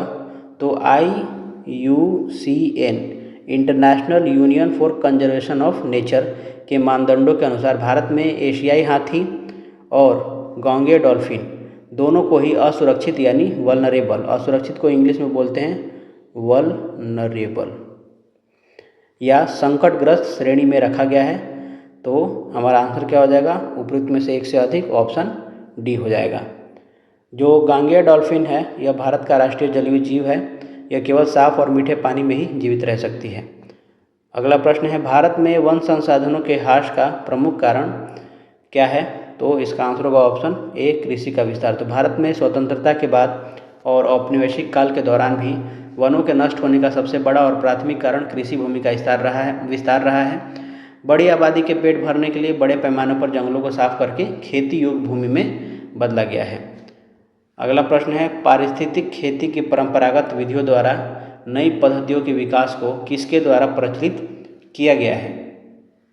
तो इसका आंसर होगा option A and option B, Beej Bachao आंदोलन और नवधान्य दोनों ही। नवधान्य की स्थापना जो 1987 में प्रसिद्ध पर्यावरणविद वंदना शिव ने किया था और इन्होंने जैव विविधता संरक्षण और जैविक खेती को बढ़ावा दिया था। और बीज बचाओ आंदोलन की शुरुआत जो है विजय जरधारी ने की थी और इस आंदोलन ने यह सिद्ध किया कि रासायनिक उर्वरकों के बिना भी पारंपरिक बीजों और जैविक खेती के द्वारा आर्थिक रूप से लाभदायक और अच्छी फसल का उत्पादन किया जा सकता है। तो हमारा आंसर हो जाएगा उपयुक्त में से एक से अधिक। हालांकि इसका कहीं कहीं आंसर मिलता है उपयुक्त में से कोई नहीं, कि इनमें से कोई भी परंपरागत विधि द्वारा नई पद्धति के विकास को नहीं प्रचलित किया है, बट ऑप्शन होना चाहिए इसका डी। अगला प्रश्न है कि सरदार सरोवर बांध निम्नलिखित में से किन राज्यों को कवर करता है? तो इसका आंसर होगा सरदार सरोवर परियोजना भारत का एक बहुत बड़ा बहुउद्देशीय नदी घाटी परियोजना है और यह बांध जो है गुजरात में नर्मदा नदी पर बना है और इससे लाभान्वित तथा प्रभावित होने वाले 4 राज्य हैं। कौन कौन से? गुजरात है, दूसरा राजस्थान, तीसरा महाराष्ट्र और चौथा मध्य प्रदेश है। अगला प्रश्न, अधिकांश नदी घाटी परियोजनाएं जो बाढ़ की रोकथाम के लिए भी निर्माणित हुई परंतु इनसे बाढ़ की स्थिति और भयावह हुई क्योंकि? तो देखिए, बहुउद्देशीय बांधों का निर्माण बाढ़ नियंत्रण के लिए किया गया था, लेकिन समय के साथ वे खुद बाढ़ का कारण बन गए। इसके पीछे जो प्रमुख कारण है वो है कि बांध के जलाशयों में अत्यधिक तलछट का जमा होना, जिससे पानी संग्रहण की क्षमता क्या हो जाती है, कम हो जाती है। तो ऑप्शन ए, इनके जलाशयों में अत्यधिक अवसाद जमा हो गए, ये बिल्कुल सही है। दूसरा देखिए, अत्यधिक वर्षा से बांध से पानी छोड़ना पड़ा। तो बिल्कुल भारी या अत्यधिक वर्षा के समय बांध टूटने के डर से अचानक भारी मात्रा में पानी छोड़ना पड़ता है, जिससे निचले इलाकों में भयावह बाढ़ आ जाती है। तो ये भी हमारा सही है। तो हमारा आंसर क्या हो जाएगा, ऑप्शन डी हो जाएगा, उपयुक्त में से एक से अधिक। अगला प्रश्न है कि उस प्रथम राज्य का नाम बताइए जिसने छत पर वर्षा जल संचयन को कानून द्वारा अनिवार्य कर दिया था। तो तमिलनाडु भारत का पहला और एकमात्र ऐसा राज्य है जिसने राज्य के सभी घरों के लिए छत पर वर्षा जल संचयन को कानूनी रूप से अनिवार्य बना दिया है। ऐसा न करने वाले मकान मालिकों के खिलाफ सख्त कानूनी कार्रवाई का प्रावधान भी किया गया है। अगला प्रश्न है कि कृषि रिपोर्ट 2017 के मुताबिक भारत विश्व में डैश उत्पादन का दूसरा सबसे बड़ा देश है। तो वर्ष 2017 और उसके बाद के आंकड़ों के अनुसार भी भारत विश्व में चावल और गन्ना दोनों के ही उत्पादन में चीन और ब्राज़ील के बाद दूसरे स्थान पर आता है। तो हमारा आंसर क्या हो जाएगा, उपयुक्त में से एक से अधिक, चावल और गन्ना। अगला प्रश्न देखिए, किसानों के फायदे के लिए संस्थागत सुधार था। तो स्वतंत्रता के बाद सरकार द्वारा कृषि क्षेत्र में सुधार के लिए कई संस्थागत और तकनीकी कदम उठाए गए। इसमें भूमि सुधार, ग्रामीण बैंकों का निर्माण, जिसमें किसानों को कम ब्याज दर पर ऋण देने के लिए सहकारी समिति और ग्रामीण बैंकों की स्थापना की गई। किसान क्रेडिट कार्ड स्कीम, तो किसानों को आसानी से ऋण उपलब्ध कराने के लिए 1998 में शुरू की गई थी योजना।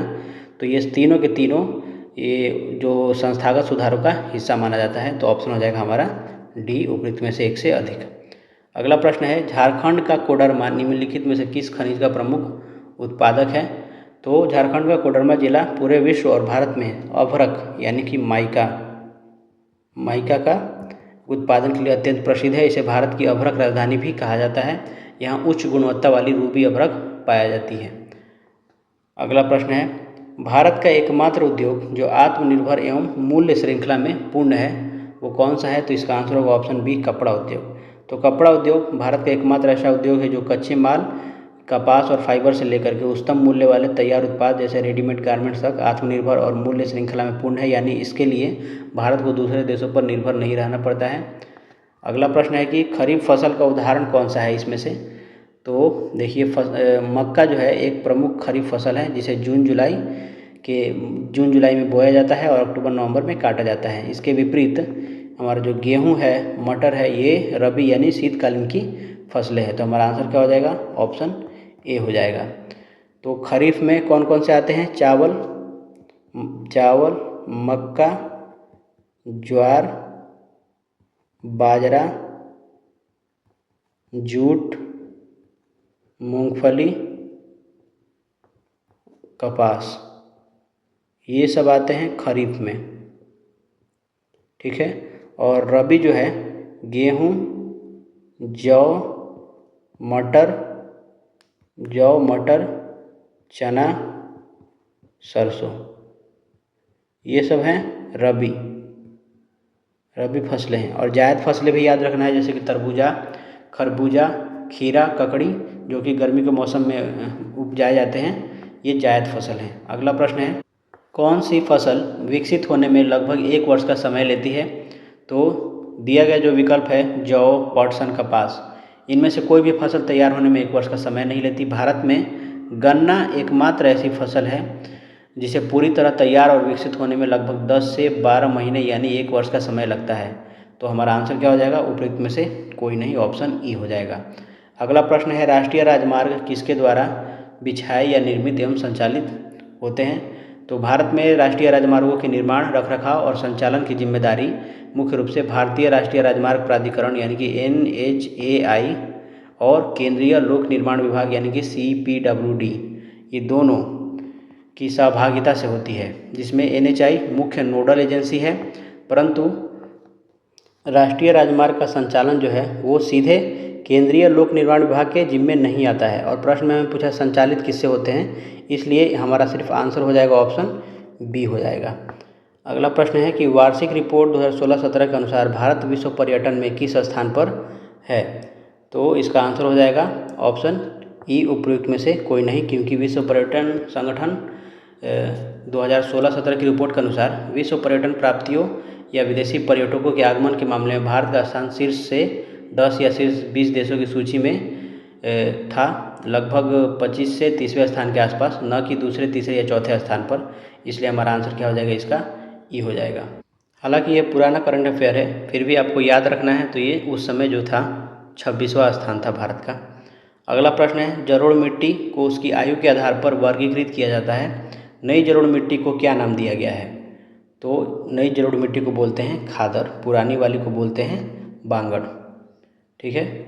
अगला प्रश्न देखिए, निम्नलिखित में से कौन सी मिट्टी कपास उगाने के लिए आदर्श है? तो कपास उगाने के लिए काली मिट्टी आदर्श है, ऑप्शन हो जाएगा सी। इसे रेगुर मिट्टी भी बोलते हैं, रेगुर मिट्टी भी बोलते हैं। इस मिट्टी में जल धारण करने की क्षमता बहुत अधिक होती है और सूखने पर इसमें गहरी दरारें पड़ जाती है, जिससे इसे स्वतः जुताई वाली मिट्टी भी कहा जाता है। अगला प्रश्न है, भारत के किस स्थान पर सर्वाधिक वर्षा होती है? तो मेघालय के पूर्वी खासी हिल्स जिले में स्थित मासिनराम भारत ही नहीं बल्कि पूरे विश्व में सर्वाधिक वर्षा वाला स्थान है। आंसर हो जाएगा ऑप्शन बी। यहाँ पे वार्षिक वर्षा लगभग 11,871 मिलीमीटर होती है और इससे पहले चेरापूंजी के नाम यह रिकॉर्ड था, जो कि इसके पास ही स्थित है, अभी फिलहाल मासिनराम के पास स्थित है। कारण क्या है? तो मेघालय की गारो, खासी और जयंतिया पहाड़ियों की बनावट कीपाकार यानी फनल शेप्ड की है। तो जब बंगाल की खाड़ी से आने वाली मानसूनी हवाएं इन पहाड़ियों में प्रवेश करती हैं तो वे बाहर नहीं निकल पाती और ऊपर उठकर अत्यधिक भारी वर्षा करती है। अगला प्रश्न है कि विभिन्न देशों में स्लैश और बर्न कृषि के लिए प्रयुक्त नामों के लिए नीचे दिए गए कूट से सही विकल्प का चयन कीजिए। तो देखिए, पहला दिया है मेक्सिको, तो मेक्सिको का होगा मिल्पा, ऑप्शन हो गया 2। उसके बाद ब्राज़ील है, तो ब्राज़ील का होगा रोका, ऑप्शन हो जाएगा इसका 1। उसके बाद वियतनाम का है रे और इंडोनेशिया का होगा लादांग, ऑप्शन 3। तो आंसर क्या होगा, ए का 2, बी का 1, सी का 4, डी का 3। क्योंकि ऑप्शन में हमारा दिया नहीं है तो आंसर हो जाएगा हमारा ऑप्शन ही, उपयुक्त में से कोई नहीं। अगला प्रश्न देखिए, भूदान ग्राम आंदोलन, जिसे रक्तहीन क्रांति के नाम से जाना जाता है, किसके द्वारा शुरू किया गया था? तो ये आचार्य विनोबा भावे के द्वारा शुरू किया गया था। 18 अप्रैल 1951 को आंध्र प्रदेश के पोचमपल्ली गांव से भूदान आंदोलन की शुरुआत की थी। यह एक स्वैच्छिक भूमि सुधार आंदोलन था, जिसमें बड़े जमींदारों से अपनी भूमि का कुछ हिस्सा भूमिहीन किसानों को दान करने की अपील की गई थी। इसमें किसी हिंसा का प्रयोग नहीं हुआ था, इसलिए इसे रक्तहीन क्रांति कहा गया है। अगला प्रश्न है कि कुछ टूथपेस्ट में चमक किस खनिज से आती है? तो टूथपेस्ट में जो हल्की सी चमक दिखाई देती है वो अभ्रक के बारीक कणों के कारण होती है। तो इसका आंसर हो जाएगा ऑप्शन सी। हालांकि इसके अलावा टूथपेस्ट को सफ़ेद बनाने के लिए टाइटेनियम डाइऑक्साइड का उपयोग किया जाता है और दांतों को साफ करने के लिए चूना पत्थर और सिलिका जैसे अपघर्षकों का भी प्रयोग होता है। अगला प्रश्न है, बिहार में कौन सा थर्मल पावर प्लांट मौजूद है? तो इसका आंसर होगा option C, Barauni. Barauni thermal power station Bihar के बेगूसराय जिले में स्थित एक प्रमुख कोयला आधारित बिजली संयंत्र है। इसकी स्थापना 1960 के दशक में सोवियत रूस के सहयोग से की गई थी। यहाँ पे जो तालचर है यह थर्मल पावर प्लांट है, उड़ीसा में स्थित है, उड़ीसा, और कोयला खदान के लिए ये प्रसिद्ध है। नेवेली जो है यह तमिलनाडु में स्थित है, तमिलनाडु में स्थित है, जो लिग्नाइट आधारित जो भूरा कोयला जिसे बोलते हैं उस पर आधारित थर्मल पावर प्लांट के लिए जाना जाता है। बिहार के और भी पावर प्लांट है, जैसे कि कहलगांव जो कि भागलपुर में है, और दूसरा है एक बाढ़ जो कि पटना में है। अगला प्रश्न देखिए कि डैश भारत में एक प्रमुख शक्ति प्रदान करने वाला निगम है और इसके पास पर्यावरण प्रबंधन प्रणाली 14001 के लिए ISO प्रमाणन है। तो इसका आंसर क्या होगा? ऑप्शन होगा NTPC। तो नेशनल थर्मल पावर कॉरपोरेशन, राष्ट्रीय ताप विद्युत निगम, भारत की सबसे बड़ी विद्युत उत्पादक कंपनी है। इसके पास अपने पावर प्लांटों में पर्यावरण को सुरक्षित रखने और पारिस्थितिकी संतुलन बनाए रखने के लिए ISO 14001 का प्रमाणन प्राप्त है। अगला प्रश्न है, स्वर्णिम चतुर्भुज सुपर हाईवे समय और दूरी को कम करने के लिए भारत के 4 प्रमुख शहरों को जोड़ता है। निम्नलिखित में से किस विकल्प में से वे शहर शामिल है? तो देखिए, दिल्ली, यहाँ पे दिल्ली है, फिर उसके बाद कोलकाता, चेन्नई और उसके बाद मुंबई। तो ये 4 राज्य हैं, तो ऑप्शन हो जाएगा हमारा ए। अगला प्रश्न है, निम्नलिखित में से कौन सा बंदरगाह आज़ादी के बाद सबसे पहले बनाया गया था? तो इसका आंसर होगा ऑप्शन बी, कांडला। तो 1947 में भारत के विभाजन के बाद कराची बंदरगाह पाकिस्तान के हिस्से में चला गया था। पश्चिमी भारत और विशेष करके मुंबई बंदरगाह पर बढ़ते व्यापार दबाव को कम करने के लिए स्वतंत्रता के बाद सबसे पहले गुजरात में कांडला बंदरगाह को विकसित कर दिया गया। इसका नया नाम क्या है? तो कांडला बंदरगाह का नाम बदलकर अब दीनदयाल बंदरगाह कर दिया गया है। यह एक टाइडल पोर्ट है, यानी कि ज्वारीय बंदरगाह है, और यह एक मुक्त व्यापार क्षेत्र में भी है, फ्री ट्रेड जोन में है। अगला प्रश्न देखिए, झारखंड, छत्तीसगढ़ और मध्य प्रदेश राज्य खनिजों और डैश निक्षेप के मामले में समृद्ध है। तो यहाँ पे होगा कोयला निक्षेप के मामले में समृद्ध है। झारखंड का झरिया, बोकारो, छत्तीसगढ़ का कोरबा और मध्य प्रदेश का सिंगरौली। इन राज्यों में भारत के विशालतम कोयला भंडारों और उत्पादन क्षेत्र का निक्षेप पाया जाता है। अगला प्रश्न है कि निम्नलिखित में से कौन सा देश विश्व में चावल का सबसे बड़ा उत्पादक है? तो चीन है पहले स्थान पर, और चीन के बाद इस सूची में भारत दूसरे स्थान पर आता है। अगला प्रश्न है, भारत में राष्ट्रीय वन नीति किस वर्ष से लागू की गई थी? तो स्वतंत्र भारत की पहली राष्ट्रीय वन नीति वर्ष 1952 में लागू की गई थी, और बाद में इसमें 1988 में संशोधन किया गया था। इस नीति का मुख्य उद्देश्य पारिस्थितिकी संतुलन बनाए रखना था, और इसके तहत ये लक्ष्य निर्धारित किया गया था कि देश के कुल भौगोलिक क्षेत्रफल के कम से कम 33% भाग पर वन होने चाहिए। कितने प्रतिशत भाग पर? 33% भाग पर। अगला प्रश्न है, एल्युमिनियम किस कच्चे माल से निकाला जाता है? तो एल्युमिनियम का निष्कर्षण मुख्य रूप से बॉक्साइट से होता है, बॉक्साइट Al2O3। ठीक है, गैलेना है जो इसका होता है लेड सल्फाइड। तो यहाँ से लेड का यानी कि सीसा का निष्कर्षण होता है। क्यूपराइट जो है ये कॉपर का है, तो यहाँ से कॉपर यानी तांबा का निष्कर्षण होता है। अगला प्रश्न है, गोबी मरुस्थल कहाँ स्थित है? तो गोबी मरुस्थल है चीन में स्थित है। गोबी मरुस्थल एशिया महाद्वीप का एक बड़ा और प्रसिद्ध ठंडा मरुस्थल है। यह मुख्य रूप से मंगोलिया और चीन के उत्तरी पश्चिमी हिस्सों में फैला हुआ है।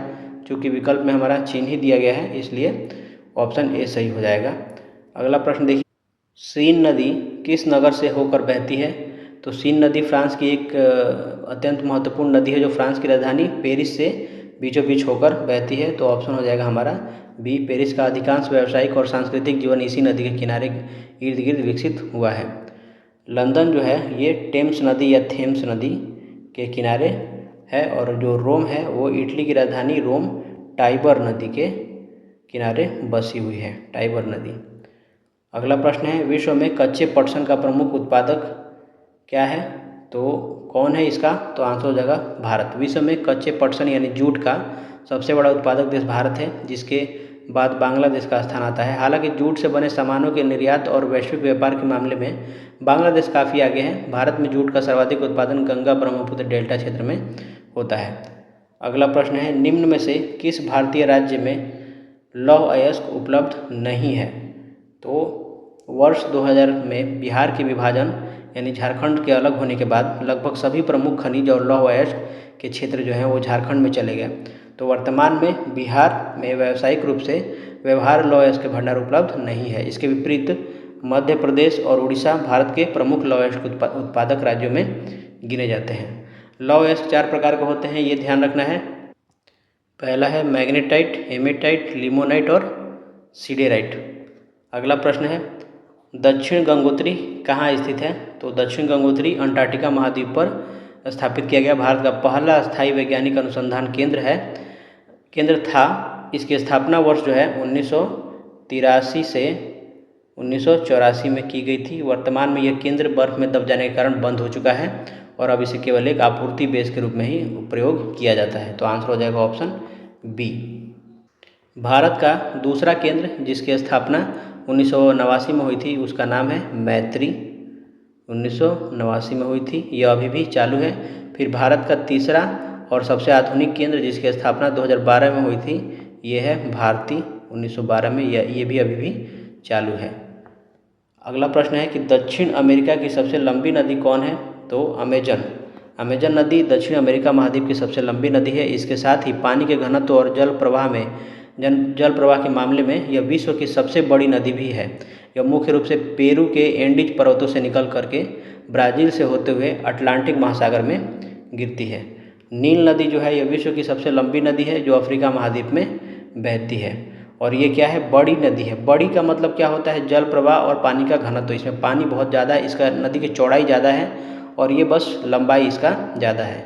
ये वाला है मिसिसिपी, तो यह उत्तरी अमेरिका महाद्वीप की सबसे लंबी नदी प्रणालियों में से एक है। अगला प्रश्न है, भारत का अधिकतम गेहूं उत्पादक राज्य।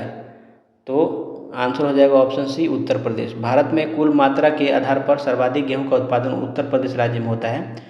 देश के कुल गेहूं उत्पादन में उत्तर प्रदेश का योगदान जो है लगभग 30% से भी ज़्यादा है। इसके बाद क्रमशः मध्य प्रदेश और पंजाब का स्थान आता है। यदि प्रति हेक्टेयर उत्पादकता की बात करें परीक्षा प्रश्न में, तो आपको पंजाब पहले स्थान पर चुनना है। अगला प्रश्न है कि रियो पृथ्वी शिखर सम्मेलन 1992 के एजेंडा 21 में क्या निहित था। तो ब्राज़ील के शहर रियो डी जेनेरियो में 1992 में आयोजित पृथ्वी शिखर सम्मेलन में एजेंडा 21 को स्वीकार किया गया था और यह 21वीं सदी में वैश्विक सतत विकास यानी सस्टेनेबल डेवलपमेंट को प्राप्त करने के लिए एक व्यापक कार्य योजना यानी एक्शन प्लान था, जिसका उद्देश्य पर्यावरण संरक्षण के साथ साथ विकास करना था। अगला प्रश्न है, विश्व का सबसे अधिकतम कोयला उत्पादक देश कौन सा है। तो विश्व में कोयले का सबसे बड़ा उत्पादक देश चीन है और चीन अकेले दुनिया के कुल कोयला उत्पादन का लगभग 50% से भी अधिक हिस्सा उत्पादित करता है। इस सूची में भारत दूसरे स्थान पर है और संयुक्त राज्य अमेरिका तीसरे स्थान पर आता है। ये दूसरे स्थान पर और ये तीसरे स्थान पर। कोयले का प्रकार याद रखना है आपको। पहला है एंथ्रेसाइट, बिटुमिनस, लिग्नाइट और पीट। अगला प्रश्न है, भारत में सबसे पुराना तेल का भंडार कहाँ पे है। तो भारत और पूरे एशिया का सबसे पुराना तेल भंडार और रिफाइनरी असम के दिग्बोई क्षेत्र में स्थित है, जिसकी शुरुआत हुई थी 1901 ईस्वी में। असम के दिग्बोई। क्योंकि ऑप्शन में ये दिया नहीं है तो हमारा आंसर क्या हो जाएगा, उपयुक्त में से कोई नहीं है। जो बॉम्बे हाई है महाराष्ट्र का, यह महाराष्ट्र के तट से दूर अरब सागर में स्थित भारत का एक बहुत बड़ा अपतटीय तेल उत्पादक क्षेत्र है, जिसकी खोज हुई थी 1974 में। और अंकलेश्वर जो गुजरात का है, यह गुजरात का एक प्रमुख तेल क्षेत्र है जिसे जवाहरलाल नेहरू ने वसुधारा नाम दिया था। अगला प्रश्न है, विश्व में एल्युमिनियम का सबसे बड़ा उत्पादक कौन है। तो वर्तमान वैश्विक आंकड़ों के अनुसार विश्व में एल्युमिनियम का सबसे बड़ा उत्पादक देश चीन है। ऑप्शन चीन दिया नहीं है तो हमारा आंसर क्या हो जाएगा, ऑप्शन ई हो जाएगा। अगला प्रश्न है, ग्रेट विक्टोरिया मरुस्थल कहाँ पे स्थित है। तो ग्रेट विक्टोरिया मरुस्थल ऑस्ट्रेलिया महाद्वीप का सबसे बड़ा मरुस्थल है। इसके अलावा यहाँ पे great Sandy, Gibson, Simpson, Stuart, ये भी जो है बहुत सारे मरुस्थल ऑस्ट्रेलिया में है। इन्हीं की उपस्थिति के कारण ऑस्ट्रेलिया को प्यासी भूमि का देश कहा जाता है। अगला पार्ट देखते हैं, पार्ट 3A इकोनॉमिक्स यानी अर्थशास्त्र के प्रश्न होंगे इसमें। पहला प्रश्न है, देशों के मध्य विकास की तुलना का मुख्य गुणांक क्या है। ऑप्शन सी इसका आंसर हो जाएगा आय। तो विभिन्न देशों या राज्यों के विकास की तुलना करने के लिए आय को सबसे महत्वपूर्ण और मुख्य गुणांक माना जाता है। विश्व बैंक भी अपनी विश्व विकास रिपोर्ट में देशों का वर्गीकरण करने के लिए प्रति व्यक्ति आय को ही मुख्य आधार मानता है। तो हमारा आंसर हो जाएगा ऑप्शन सी। अगला प्रश्न है कि औसत आय और भी किस नाम से जानी जाती है। तो प्रति व्यक्ति आय को ही औसत आय कहते हैं, पर कैपिटा इनकम को प्रति व्यक्ति आय बोलते हैं। ठीक है, प्रति व्यक्ति आय से देश के अंदर आय के असमान वितरण का पता नहीं चलता है। हालांकि उदाहरण के लिए एक बहुत अमीर और एक बहुत गरीब व्यक्ति की औसत आय भी मध्यम दिख सकती है। तो ये इसकी कुछ खामियां हैं जो ध्यान रखना है। व्यक्तिगत आय अलग है। अगला प्रश्न है कि मानव विकास रिपोर्ट किस संगठन द्वारा प्रकाशित की जाती है। तो ये UNDP यानी यूनाइटेड नेशंस डेवलपमेंट प्रोग्राम यानी कि संयुक्त राष्ट्र विकास कार्यक्रम के द्वारा की जाती है। तो ऑप्शन हो जाएगा हमारा ए। यह रिपोर्ट जो है देशों की तुलना केवल आय के आधार पर नहीं बल्कि स्वास्थ्य स्थिति, शैक्षिक स्तर और प्रति व्यक्ति आय तीनों को मिला करके करती है। अगला प्रश्न है, अर्थव्यवस्था में तृतीय श्रेणी का उद्योग और क्या कहलाता है। तो अर्थव्यवस्था के तृतीय क्षेत्र को सेवा क्षेत्र कहते हैं। ऑप्शन बी हो जाएगा। यह क्षेत्र स्वयं किसी वस्तु का उत्पादन नहीं करता बल्कि प्राथमिक और द्वितीयक क्षेत्र की उत्पादन प्रक्रिया में सहयोग और सेवाएं प्रदान करता है, जैसे कि बैंकिंग, संचार, भंडारण, शिक्षण और डॉक्टर की सेवाएं। ये सब सेवा क्षेत्र में आते हैं। ये जो कृषि उद्योग है ये प्राथमिक क्षेत्र में आता है और उत्पादन उद्योग जो है द्वितीय क्षेत्र में आता है। अगला प्रश्न है, मनरेगा 2005 के अंतर्गत सरकार द्वारा ग्रामीण बेरोजगारों को एक वर्ष में कितने कार्य दिवस के रोजगार की गारंटी दी जाती है? इसका आंसर होगा ऑप्शन सी, 100 वर्ष के तहत। हालांकि यह कानून 2005 में नरेगा के नाम से पारित हुआ था, जिसे 2 फरवरी 2006 को लागू किया गया। बाद में 2 अक्टूबर 2009 को इसका नाम बदलकर मनरेगा यानी कि महात्मा गांधी राष्ट्रीय ग्रामीण रोजगार गारंटी अधिनियम कर दिया गया था। अगला प्रश्न देखिए कि भारत में बैंक अपना जमा का कितना प्रतिशत धन नकदी के रूप में रखते हैं? तो 15%। आंसर हो जाएगा ऑप्शन बी। बाकी के जो 85% हिस्से का उपयोग बैंक लोन देने के लिए करते हैं। अगला प्रश्न है, निम्नलिखित में से कौन सा विकल्प वैश्वीकरण को इंगित करता है? तो वैश्वीकरण का अर्थ विभिन्न देशों के बाजारों और अर्थव्यवस्थाओं का आपस में जुड़ना या एकीकरण है। इसके तहत विभिन्न देशों के बीच वस्तुओं, सेवाओं, निवेश और प्रौद्योगिकी का तीव्र आदान प्रदान होता है। तो आंसर हो जाएगा ऑप्शन ए, देशों के मध्य तीव्र आर्थिक एकीकरण। अगला प्रश्न है कि भारत सरकार द्वारा उपभोक्ता संरक्षण अधिनियम कोपरा कब पारित किया गया था? कोपरा COPRA, कंज्यूमर, CO से कंज्यूमर, PR से प्रोटेक्शन, A से एक्ट, कंज्यूमर प्रोटेक्शन एक्ट यानी उपभोक्ता संरक्षण अधिनियम। ये 24 दिसंबर 1986 को पारित किया गया था। ऑप्शन हो जाएगा सी, 24 दिसंबर। ठीक है, संशोधन को ध्यान में रखना है कि इस पुराने कानून की जगह अब उपभोक्ता संरक्षण अधिनियम 2019 लागू हो चुका है, जो 20 जुलाई 2020 से प्रभावी हुआ है। ठीक है, अगला प्रश्न है कि भारत में राष्ट्रीय उपभोक्ता दिवस कब मनाया जाता है? तो अभी जैसे हमने देखा कि 24 दिसंबर 1986 को उपभोक्ता संरक्षण दिवस पारित हुआ था अधिनियम, तो 24 दिसंबर को ही मनाया जाता है। तो ऑप्शन हो जाएगा हमारा ए। अगला प्रश्न देखिए, अनुचित व्यापार प्रथाओं एवं शोषण के विरुद्ध उपभोक्ता के पास कौन सा अधिकार है? तो इसका आंसर होगा उपभोक्ता संरक्षण अधिनियम के तहत उपभोक्ताओं को अनुचित व्यापार प्रथाओं और शोषण के खिलाफ क्षतिपूर्ति निवारण का अधिकार दिया गया है। तो यहाँ पे संवैधानिक उपचारों का अधिकार, ये संविधान का अनुच्छेद 32 में है। सूचना का अधिकार और शोषण के विरुद्ध अधिकार, ये सब तो मूल अधिकार से संबंधित है, ये उपभोक्ता के अधिकार से संबंधित नहीं है। तो हमारा आंसर हो जाएगा ऑप्शन ई। तो 6 मूल उपभोक्ता के अधिकार हैं। कौन कौन से? पहला है सुरक्षा का अधिकार, दूसरा सूचना, तीसरा चुनने का अधिकार, चौथा सुने जाने का अधिकार, पांचवा निवारण या क्षतिपूर्ति का अधिकार और छठा उपभोक्ता शिक्षा का अधिकार। अगला प्रश्न है, अपने नागरिकों को सरकार से उसके कार्यों के बारे में सवाल करने का अधिकार देने के लिए कौन सा अधिनियम पारित किया गया था? तो नागरिकों को सरकारी विभागों के कामकाज और निर्णयों की जानकारी प्राप्त करने तथा पारदर्शिता सुनिश्चित करने के लिए RTI यानी कि राइट टू इन्फॉर्मेशन यानी सूचना का अधिकार अधिनियम 2005 पारित किया गया था। तो ऑप्शन हो जाएगा हमारा RTI 2005। इसके तहत नागरिक किसी भी सरकारी प्राधिकारी से सवाल कर जानकारी मांग सकती है। ये जो RTE है, ये राइट टू एजुकेशन है यानी शिक्षा का अधिकार अधिनियम 2009, जो कि 2009 में पारित हुआ था और 2010 में लागू हुआ था। IT एक्ट 2000 यानी इंफॉर्मेशन टेक्नोलॉजी अधिनियम 2000 ईस्वी में पारित हुआ था। अगला प्रश्न है कि किस बहुराष्ट्रीय कंपनी ने छोटी भारतीय कंपनी पारक फूड्स को खरीदा? तो इसका आंसर होगा ऑप्शन बी, कारगिल फूड्स। अगला प्रश्न है, मनरेगा अधिनियम के बारे में निम्नलिखित में से कौन सा गलत है? पहला है भारत के लगभग 625 जनपदों में काम करने का अधिकार। तो बिल्कुल ये सही है। 1 वर्ष में 100 दिन के रोजगार की गारंटी, ये भी सही है। यदि सरकार असफल होती है तो यह रोजगार भत्ता नहीं देगी, ये गलत है। मनरेगा कानून के तहत ये साफ प्रावधान कि यदि आवेदन करने के 15 दिनों के भीतर सरकार रोजगार देने में असमर्थ या असफल रहती है तो आवेदक को अनिवार्यता रूप से बेरोजगारी भत्ता देना होगा। तो इसलिए हमारा सी क्या हो जाएगा? गलत हो जाएगा। अगला प्रश्न देखिए कि 2016 के आंकड़ों के अनुसार निम्नलिखित देशों में से बेहतर मानव विकास निष्पादन वाला देश कौन सा है? तो ये होगा ऑप्शन बी, श्रीलंका।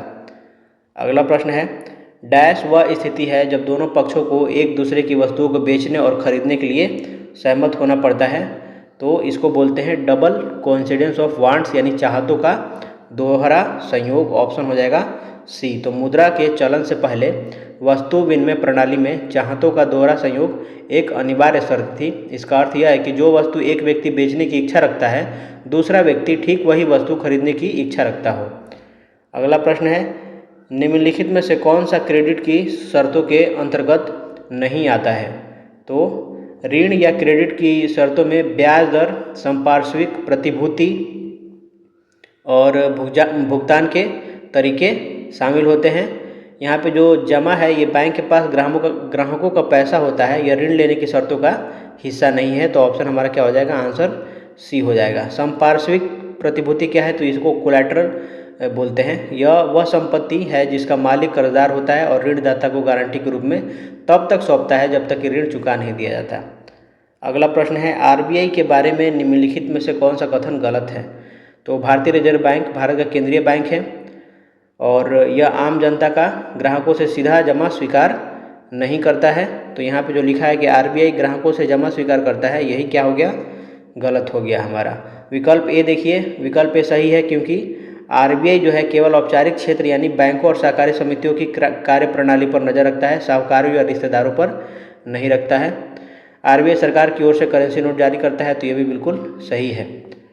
अगला प्रश्न है, भारत सरकार ने विश्व स्तरीय सुविधाएं देकर विदेशी कंपनियों को भारत में निवेश के लिए आकर्षित करने के लिए कदम उठाए। इन औद्योगिक क्षेत्रों को क्या कहा जाता है? तो इसे बोलते हैं स्पेशल इकोनॉमिक जोन्स यानी विशेष आर्थिक क्षेत्र। ऑप्शन हो जाएगा हमारा ए। तो एसईजी अधिनियम भारत में एसईजी अधिनियम 2005 में पारित किया गया था और 2006 से इसे लागू किया गया है। अगला प्रश्न है, जीडीपी की एक विशेष वर्ष के दौरान उत्पादित डैश का कुल मूल्य है। तो सकल घरेलू उत्पाद, जीडीपी मतलब ग्रॉस डोमेस्टिक प्रोडक्ट, जो है किसी विशेष वर्ष में देश की घरेलू सीमा के भीतर उत्पादित सभी अंतिम वस्तुओं और सेवाओं का कुल मौद्रिक मूल्य होता है। तो हमारा आंसर क्या होगा? सभी अंतिम सामान और सेवाओं का मौद्रिक मूल्य को बोलते हैं जीडीपी। अगला प्रश्न है कि भारत में काली क्रांति किससे संबंधित है? तो भारत में काली क्रांति का संबंध कच्चा तेल के उत्पादन से है। ऑप्शन हो जाएगा हमारा सी। मत्स्य उत्पादन का नीली से है, नीली क्रांति। और कोयला उत्पादन जो है ये काली क्रांति से संबंधित नहीं है। कोयला काला होता है, इसका मतलब ये नहीं कि ये काली क्रांति से संबंधित है। ये कन्फ्यूजन दूर रखना है। अगला प्रश्न है कि भारत की नकदी फसल कौन सी नहीं है? तो जौ जो है एक खाद्यान्न फसल है और रबी की फसल है। यह नकदी फसल के अंतर्गत नहीं आती, जबकि जूट और मूंगफली, कपास, गन्ना और तंबाकू प्रमुख नकदी फसलें हैं जिन्हें किसान मुख्य रूप से बाजार में बेचकर तुरंत लाभ कमाने के लिए उगाते हैं। अगला प्रश्न है कि भारत में प्रथम पंचवर्षीय योजना का आधार क्या था? तो ये था Harold Domar model. Option A हो जाएगा। ये 1951 से लेकर के 1956 तक हैरोल्ड डोमर मॉडल पर आधारित थी। इस योजना में मुख्य ध्यान कृषि क्षेत्र के विकास पर दिया गया था क्योंकि देश उस समय खाद्यान्न की भारी कमी का सामना कर रहा था। उसके बाद था महालनोबिस मॉडल। तो द्वितीय पंचवर्षीय योजना 1956 से 1961 पीसी महालनोबिस के मॉडल पर आधारित थी, जिसमें भारी उद्योग के विकास पर बल दिया गया था। ठीक है। अगला प्रश्न देखिए, आर.एन. मल्होत्रा कमेटी का किससे संबंधित है? तो ये बीमा क्षेत्र से संबंधित है। तो मल्होत्रा कमेटी का गठन जो हुआ था 1993 में बीमा क्षेत्र में सुधारों और व्यापक बदलावों की सिफारिश के लिए किया गया था और इसी समिति की सिफारिश के आधार पर वर्ष 1999 में IRDA यानी इंश्योरेंस रेगुलेटरी डेवलपमेंट अथॉरिटी की स्थापना की गई थी। और जो कर सुधार से संबंधित समिति है ये है राजा चेलैया समिति। ठीक है। और बीमार उद्योग से जो संबंधित समिति है वो है तिवारी समिति। अगला प्रश्न है, सरकारी व्यय को नियंत्रित करने का प्राधिकारी है। तो इसका आंसर होगा ऑप्शन सी, वित्त मंत्रालय। भारत सरकार के सार्वजनिक और सरकारी खर्चों को नियंत्रित, आवंटित और मॉनिटर करने वाला अंतिम प्राधिकारी वित्त मंत्रालय होता है। इसका व्यय विभाग वित्तीय अनुशासन बनाए रखने के लिए जिम्मेदार होता है। अगला प्रश्न है, भारत अधिकतम विदेशी मुद्रा किसके निर्यात से कमाता है? तो इसका आंसर होगा ऑप्शन सी, कपड़ा। हालांकि वर्तमान समय में भारत का सबसे बड़ा निर्यात घटक जो है वो है इंजीनियरिंग सामान और रिफाइंड पेट्रोलियम प्रोडक्ट्स, यानी रिफाइंड पेट्रोलियम उत्पाद और इंजीनियरिंग के गुड्स इसमें शामिल हैं अधिकतम निर्यात में। अगला प्रश्न है, निम्न में से कौन सा एक राष्ट्रीय खाद्य सुरक्षा मिशन में शामिल नहीं है? तो राष्ट्रीय खाद्य सुरक्षा मिशन की शुरुआत जो हुई थी 2007 में की गई थी। इसके तहत शुरुआत में केवल 3 प्रमुख फसलों के उत्पादन को बढ़ाने का लक्ष्य रखा गया था, चावल, गेहूँ और दाल। इसमें तिलहन शामिल नहीं था। तो ऑप्शन क्या हो जाएगा हमारा? ऑप्शन हो जाएगा ए। अगला प्रश्न है, नीति आयोग अस्तित्व में कब आया? तो ये 1 जनवरी 2015 को आया। नीति आयोग का फुल फॉर्म क्या होता है? NITI, national institution for transforming India, इसका फुल फॉर्म ये होता है। इसके पदेन अध्यक्ष प्रधानमंत्री होते हैं और यह संस्था सहकारी संघवाद और बॉटम अप यानी नीचे से ऊपर दृष्टिकोण के सिद्धांत पर काम करती है। अगला प्रश्न है कि भारत की पहली स्वदेशी एंटी रेडिएशन मिसाइल का नाम क्या है? तो भारत की पहली स्वदेशी एंटी रेडिएशन मिसाइल का नाम रुद्रम है। इसे DRDO द्वारा विकसित किया गया है। चूँकि रुद्रम का नाम दिए गए विकल्पों में तांडव, त्रिनेत्र और सक्षम में शामिल नहीं है, इसलिए हमारा आंसर क्या हो जाएगा? ऑप्शन ई हो जाएगा। ठीक है, अगला प्रश्न देखिए, भारत का 13वां प्रधान बंदरगाह किस राज्य में स्थापित किया जाने वाला है? तो भारत का 13वां प्रमुख बंदरगाह जो है वो महाराष्ट्र के पालघर जिले में वधावन बंदरगाह यानी महाराष्ट्र में होगा। कहाँ? वधावन बंदरगाह के नाम से स्थापित किया जा रहा है। यह एक ऑल वेदर और गहरे ड्राफ्ट वाला मेगा पोर्ट है जो बड़े जहाज़ों को संभालने में सक्षम होगा। अगला प्रश्न है, भारत में किस वर्ष रेल बजट को आम बजट में मिला दिया गया था? तो 2017 में। ऑप्शन सी होगा 2017 में। 92 साल पुरानी परंपरा को समाप्त करते हुए मोदी सरकार ने रेल बजट को आम बजट यानी केंद्रीय बजट के साथ समाहित कर दिया और 1 फरवरी 2017 को पहला संयुक्त बजट तत्कालीन वित्त मंत्री अरुण जेटली जी द्वारा पेश किया गया था। तो एक चीज़ याद रखना है इसमें कि वर्ष 1924 में एक वर्थ कमेटी या समिति की सिफारिश पर रेल बजट को आम बजट से अलग किया गया था 1924 में और मिलाया कब गया? 2017 में नरेंद्र मोदी जी के समय में। अगला प्रश्न देखिए, प्रधानमंत्री किसान सम्मान निधि योजना किस तारीख को शुरू की गई थी? तो इसका आंसर होगा ऑप्शन सी 1 फरवरी 2019 को। तो प्रधानमंत्री किसान योजना की औपचारिक घोषणा 1 फरवरी 2019 को अंतरिम बजट के दौरान की गई थी। हालांकि इसे 24 फरवरी 2019 को उत्तर प्रदेश के गोरखपुर से प्रधानमंत्री मोदी द्वारा आधिकारिक रूप से लॉन्च किया गया था और ये योजना 1 दिसंबर 2018 से प्रभावी मानी गई थी। तो हमारा आंसर जो होगा इस केस में 1 फरवरी 2019 ही होगा। अगला प्रश्न है, गरीबी रेखा को निर्धारित करने के लिए कौन सा संगठन सर्वेक्षण करता है? तो NSSO national sample survey office, राष्ट्रीय प्रतिदर्श सर्वेक्षण कार्यालय। तो हमारा आंसर हो जाएगा ऑप्शन ए। हालांकि याद रखना है कि वर्ष 2019 में सरकार ने NSSO और CSO केंद्रीय सांख्यिकी संगठन का विलय करके एक नया संगठन बनाया है जिसका नाम है NSO यानी कि नेशनल स्टैटिस्टिकल ऑफिस यानी राष्ट्रीय सांख्यिकी कार्यालय, जो कि MOSPI ministry of statistics and programme implementation वाला जो मंत्रालय है इसमें आता है MOSPI में, यानी सांख्यिकी और कार्यक्रम कार्यान्वयन मंत्रालय के तहत ये काम करता है NSO। इन दोनों को मिला करके बनाया गया कब? 2019 में। अगला प्रश्न है कि गुलाबी क्रांति संबंधित है, तो ये किससे संबंधित है गुलाबी क्रांति? तो ये प्याज उत्पादन से संबंधित है, तो ऑप्शन हो जाएगा हमारा ए। उसके बाद उर्वरक उत्पादन से संबंधित कौन सा है? तो धूसर क्रांति या ग्रे क्रांति बोलते हैं। ग्रे को हिंदी में धूसर बोलते हैं, ग्रे क्रांति या धूसर। अंडा उत्पादन किससे संबंधित है? तो यह रजत क्रांति से संबंधित है, रजत क्रांति। अगला प्रश्न देखिए, रॉबिनहुड प्रभाव निम्नलिखित में से किससे संबंधित है?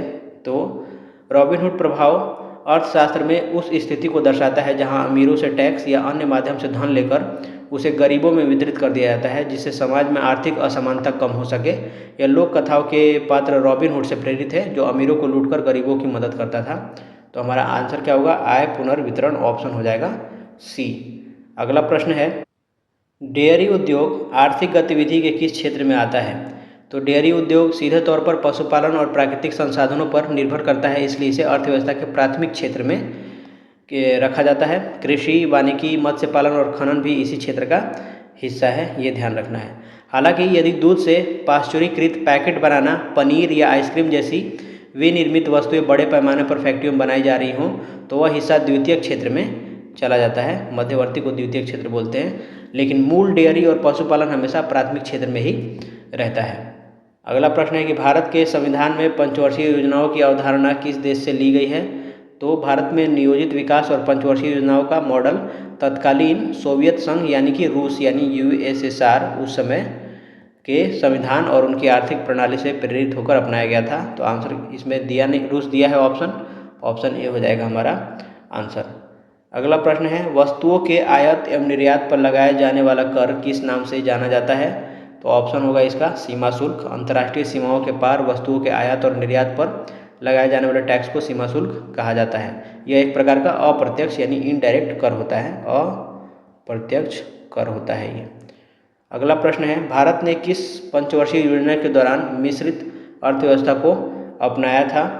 तो इसका आंसर होगा भारत ने अपनी द्वितीय पंचवर्षीय योजना जो कि 1956 से 1961 के दौरान आधिकारिक और प्रभावी रूप से मिश्रित अर्थव्यवस्था के मॉडल को सुदृढ़ किया, जिसे औद्योगिक नीति प्रस्ताव 1956 के माध्यम से आगे बढ़ाया गया।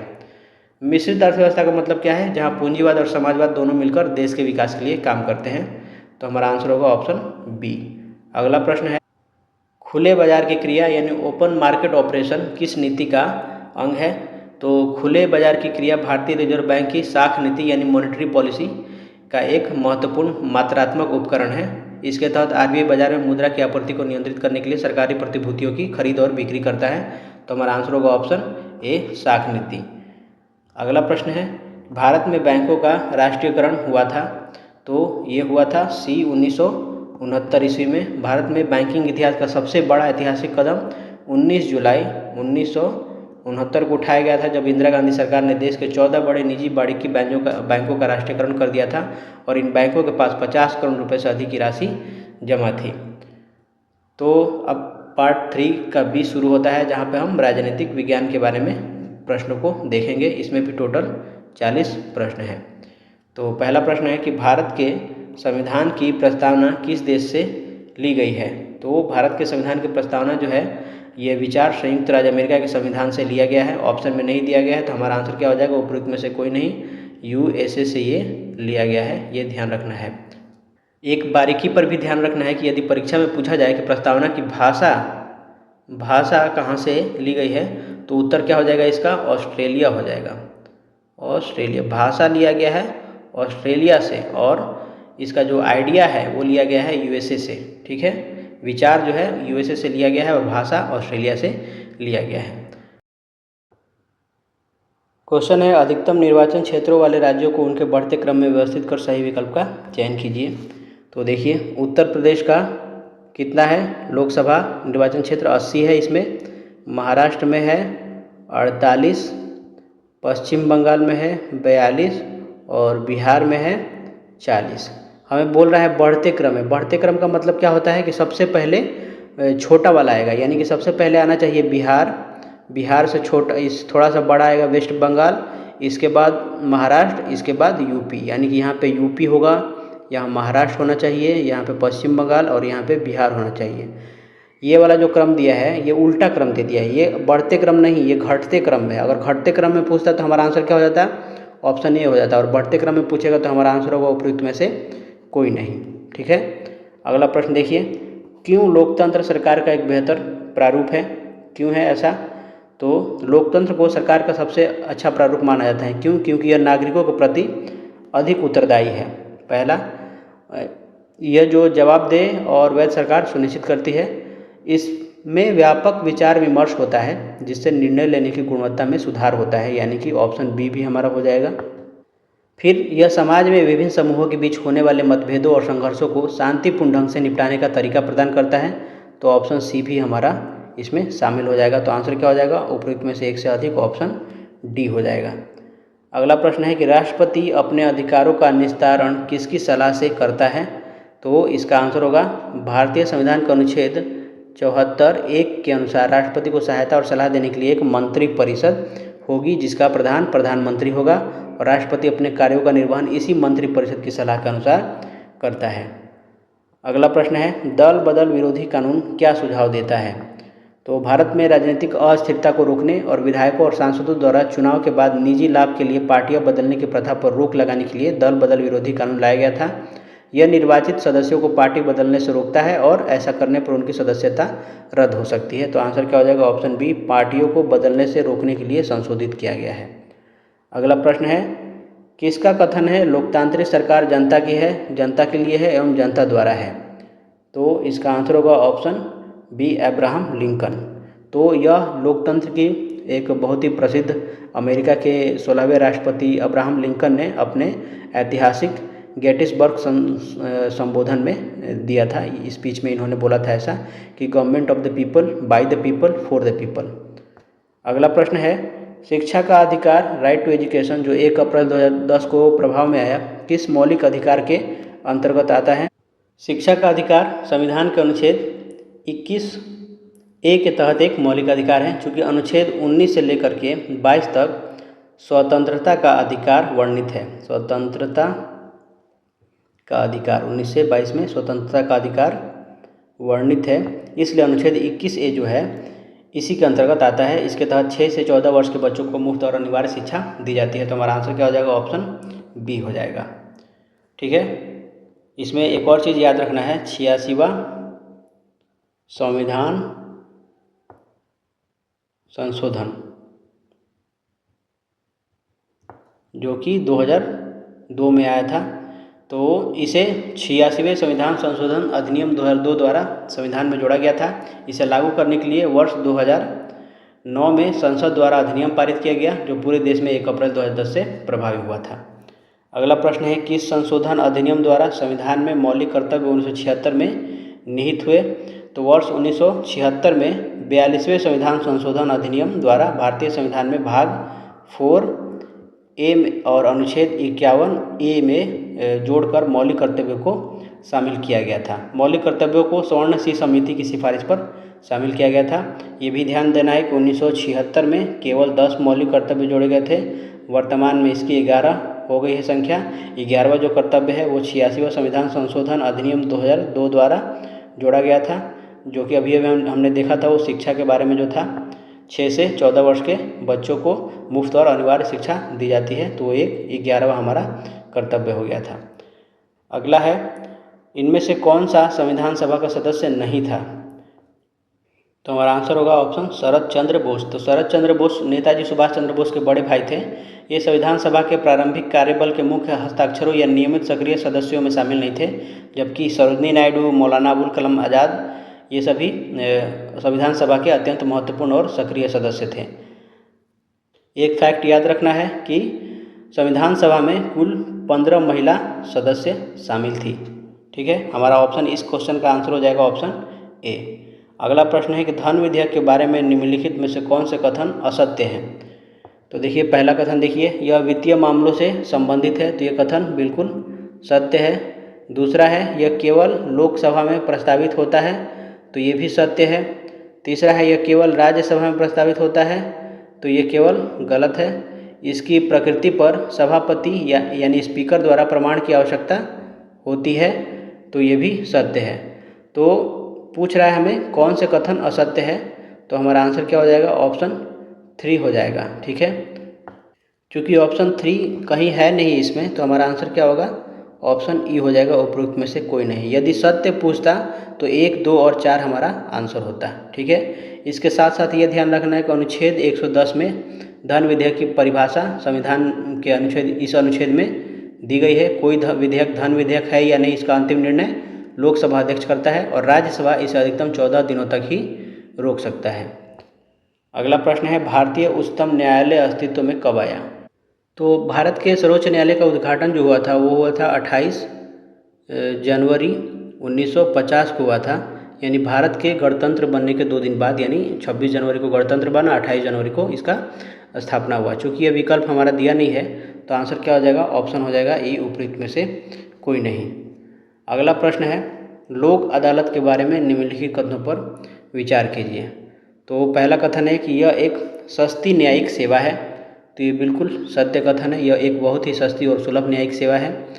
दूसरा है कि यह एक एकल पेशी पर विवाद निवारण करता है, तो यह आपसी समझौतों के आधार पर एकल पेशी में ही विवाद का निपटारा कर देता है, ये भी सत्य है। तीसरा है, यह त्वरित न्याय देता है, तो यह बिना किसी देरी के त्वरित न्याय सुनिश्चित करती है, ये भी सत्य है। चौथा है सेवानिवृत्त जज लोक अदालत चलाता है, तो इसमें कोई सेवारत या सेवानिवृत्त न्यायिक अधिकारी जज पीठ चलाता है, ये भी सत्य है। यह एक सर्वोच्च न्यायालय है, तो यह सर्वोच्च न्यायालय नहीं है बल्कि एक वैकल्पिक विवाद निवारण मंच है, तो ये वाला गलत हो जाएगा। पूछ क्या रहा है, सही पूछ रहा है, तो आंसर होगा सी 1, 2 और 3, 4।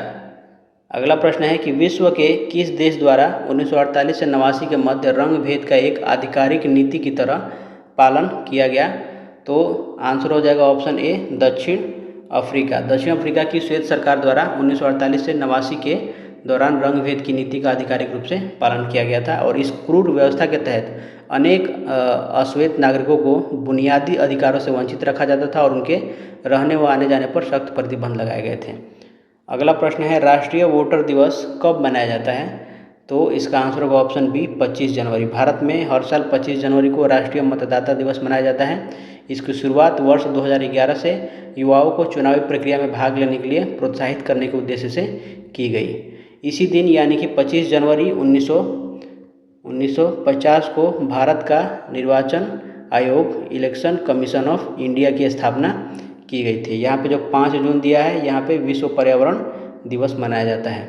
ठीक है, अगला प्रश्न है संयुक्त राष्ट्र सुरक्षा परिषद के बारे में कौन सा कथन असत्य है, तो अंतर्राष्ट्रीय मुद्रा कोष और विश्व बैंक संयुक्त राष्ट्र की स्वतंत्र विशिष्ट एजेंसियां हैं। ये सुरक्षा परिषद की कोई निधिकरण फंडिंग एजेंसी नहीं है, तो हमारा आंसर क्या हो जाएगा ऑप्शन IMF एवं विश्व बैंक इसकी निधिकरण एजेंसी है। ये क्या हो जाएगा, असत्य हो जाएगा, हमें पूछा था असत्य। अगला प्रश्न देखिए, चुनावी कदाचारों पर निम्नलिखित में से कौन सा कथन प्रतिभारित है। प्रतिभारित का मतलब होता है काउंटर बैलेंस्ड है, तो मतलब इसको हिंदी में अगर समझे तो किसी नकारात्मक चीज़ के प्रभाव को संतुलित या बेअसर करने को बोलते हैं प्रतिभारित। तो चुनावी कदाचार जैसे कि सरकारी मशीनरी का दुरुपयोग या धन बल का प्रयोग लोकतंत्र के लिए नकारात्मक है। इन कदाचारों के विरुद्ध जनता का वास्तविक समर्थन और लोकतंत्र में उनका विश्वास एक मजबूत प्रतिभार यानी संतुलन का काम करता है। तो हमारा आंसर क्या हो जाएगा, दल गठबंधन द्वारा लोक समर्थन का विश्वास प्रतिभारित है, ऑप्शन हो जाएगा हमारा सी। अगला प्रश्न है मंडल आयोग ने 1980 की अपनी रिपोर्ट में सरकारी नौकरियों में सामाजिक एवं शैक्षणिक तौर पर पिछड़े वर्गों को कितने प्रतिशत आरक्षण की संस्तुति की थी, तो 27%। बहुत सारी वीडियो में मैं ये डिस्कस कर चुका हूँ। इस आयोग का गठन 1979 में मोरारजी देसाई सरकार द्वारा किया गया था, और इसके अध्यक्ष कौन थे, तो बिंदेश्वरी प्रसाद मंडल BP मंडल थे, और इस सिफारिश को 1990 में तत्कालीन प्रधानमंत्री VP सिंह यानी विश्वनाथ प्रताप सिंह सरकार द्वारा लागू किया गया था। अगला है कि कौन सा मौलिक अधिकार संविधान का हृदय एवं आत्मा कहलाता है, तो डॉक्टर भीमराव अम्बेडकर ने संवैधानिक उपचारों के अधिकार को संविधान का हृदय और आत्मा कहा था। तो चूंकि संवैधानिक उपचारों का अधिकार हमारा दिए गए ऑप्शन A, B या C में नहीं है, तो हमारा आंसर क्या हो जाएगा, उपयुक्त में से कोई नहीं। ठीक है, अगला प्रश्न है कौन सा अधिकार अल्पसंख्यकों के प्रति विशेष है, तो भारतीय संविधान में अल्पसंख्यकों के हितों की रक्षा के लिए विशेष रूप से संस्कृति और शिक्षा संबंधी अधिकार जो कि 29 और 30 दिए गए हैं। चूँकि यह विशिष्ट नाम हमारा विकल्प में कोई भी नहीं है। संवैधानिक उपचारों का अधिकार 32 है, स्वतंत्रता का अधिकार 19 से 22 है, धार्मिक स्वतंत्रता का अधिकार इसमें नहीं आता है, तो हमारा आंसर क्या आ जाएगा, ऑप्शन E हो जाएगा, उपयुक्त में से कोई नहीं। 29 में क्या है, तो यह अल्पसंख्यकों को अपनी भाषा, लिपि और संस्कृति को सुरक्षित रखने का अधिकार देती है। 30 में क्या है, तो यह अल्पसंख्यकों को अपनी पसंद के शैक्षणिक संस्थानों की स्थापना और उनके संचालन का अधिकार देती है। अगला प्रश्न है संविधान सभा के बारे में क्या सही नहीं है, तो संविधान सभा की पहली बैठक 9 दिसंबर 1946 को हुई थी, तो यहाँ पे जो दिया है जुलाई 1946 में इसकी प्रथम बैठक हुई थी, यही गलत हो गया। इसमें 300 से अधिक सदस्यों ने भाग लिया था, तो इसमें मूल रूप से 389 सदस्य तय थे और विभाजन के बाद 299 बचे थे जो कि 300 के करीब हैं। उसके बाद इसने 1935 का अधिनियम के बहुत से विवरण एवं विधियों का अभिग्रहण किया था, तो ये भी सही है। तो हमारा आंसर क्या हो जाएगा, ऑप्शन B हो जाएगा। अगला प्रश्न है निम्नलिखित में से कौन सा बेल्जियम मॉडल का तत्व नहीं है, तो इसका आंसर क्या होगा, तो केंद्र सरकार में डच और फ्रेंच भाषी मंत्रियों की संख्या समान होगी, ये बेल्जियम मॉडल के तत्व में है। तो यहाँ पे लिखा है ब्रसेल्स की एक सरकार है जिसमें फ्रेंच और डच भाषी दोनों समुदायों का समान प्रतिनिधित्व होगा। तो ब्रसेल्स में एक अलग सरकार है जहाँ दोनों समुदायों का समान प्रतिनिधित्व है, तो ये तो उसमें शामिल है। फिर है राज्य सरकारें केंद्र सरकार के अधीन नहीं है, ये भी इसमें शामिल है। और वहाँ एक तीसरे प्रकार की सरकार भी है जिसे सामुदायिक सरकार कहा जाता है। तो दो सरकारों के अतिरिक्त तीसरे प्रकार की सरकार को सामुदायिक सरकार बनाया जाता है, तो ये भी इसमें शामिल है। तो पूछा है कि कौन सा तत्व नहीं है, तो हमारा आंसर क्या हो जाएगा, उपरोक्त में से कोई नहीं। अगला प्रश्न है सिंहली को एकमात्र आधिकारिक भाषा के रूप में मान्यता देने के लिए किस वर्ष श्रीलंका में एक अधिनियम पारित किया गया था। तो इसका आंसर होगा ऑप्शन बी, 1956 में एक कानून के तहत पारित किया गया, जिसके तहत तमिल भाषा की अनदेखी करते हुए सिंहली को देश की एकमात्र राजभाषा घोषित कर दिया गया। इसी बहुसंख्यकवादी कदम के कारण श्रीलंका में गृह युद्ध की शुरुआत हुई थी। अगला प्रश्न है पावर शेयरिंग के बारे में निम्नलिखित में से कौन सा गलत है। तो पहला है कि सत्ता सरकार के विभिन्न अंगों के बीच साझा की जाती है। तो सत्ता सरकार के विभिन्न अंगों जैसे कि विधायिका, कार्यपालिका, न्यायपालिका के बीच बांटी जाती है, क्षैतिज विवरण इसको बोलते हैं, तो ये बिल्कुल सही है। सत्ता विभिन्न स्तरों पर सरकारों के बीच साझा की जा सकती है। तो विभिन्न स्तरों का मतलब केंद्र, राज्य और स्थानीय स्तर पर साझा की जा सकती है, यानी इसे हम ऊर्ध्वाधर वितरण बोलते हैं, तो ये भी हमारा होगा।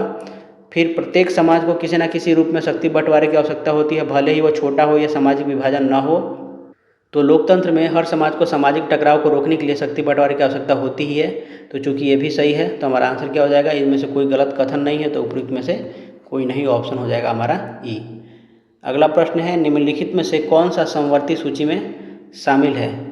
तो जंगल जो है संविधान की समवर्ती सूची का हिस्सा है, जिस पर केंद्र और राज्य सरकार दोनों ही कानून बना सकती है, जबकि पुलिस ये राज्य सूची का विषय है। कृषि भी मूल रूप से राज्य सूची के अंतर्गत आती है। अगला प्रश्न है निम्नलिखित में से किस देश में सार्वजनिक जीवन में महिलाओं की भागीदारी सबसे कम है। तो हमारा आंसर होगा ऑप्शन सी, चीन।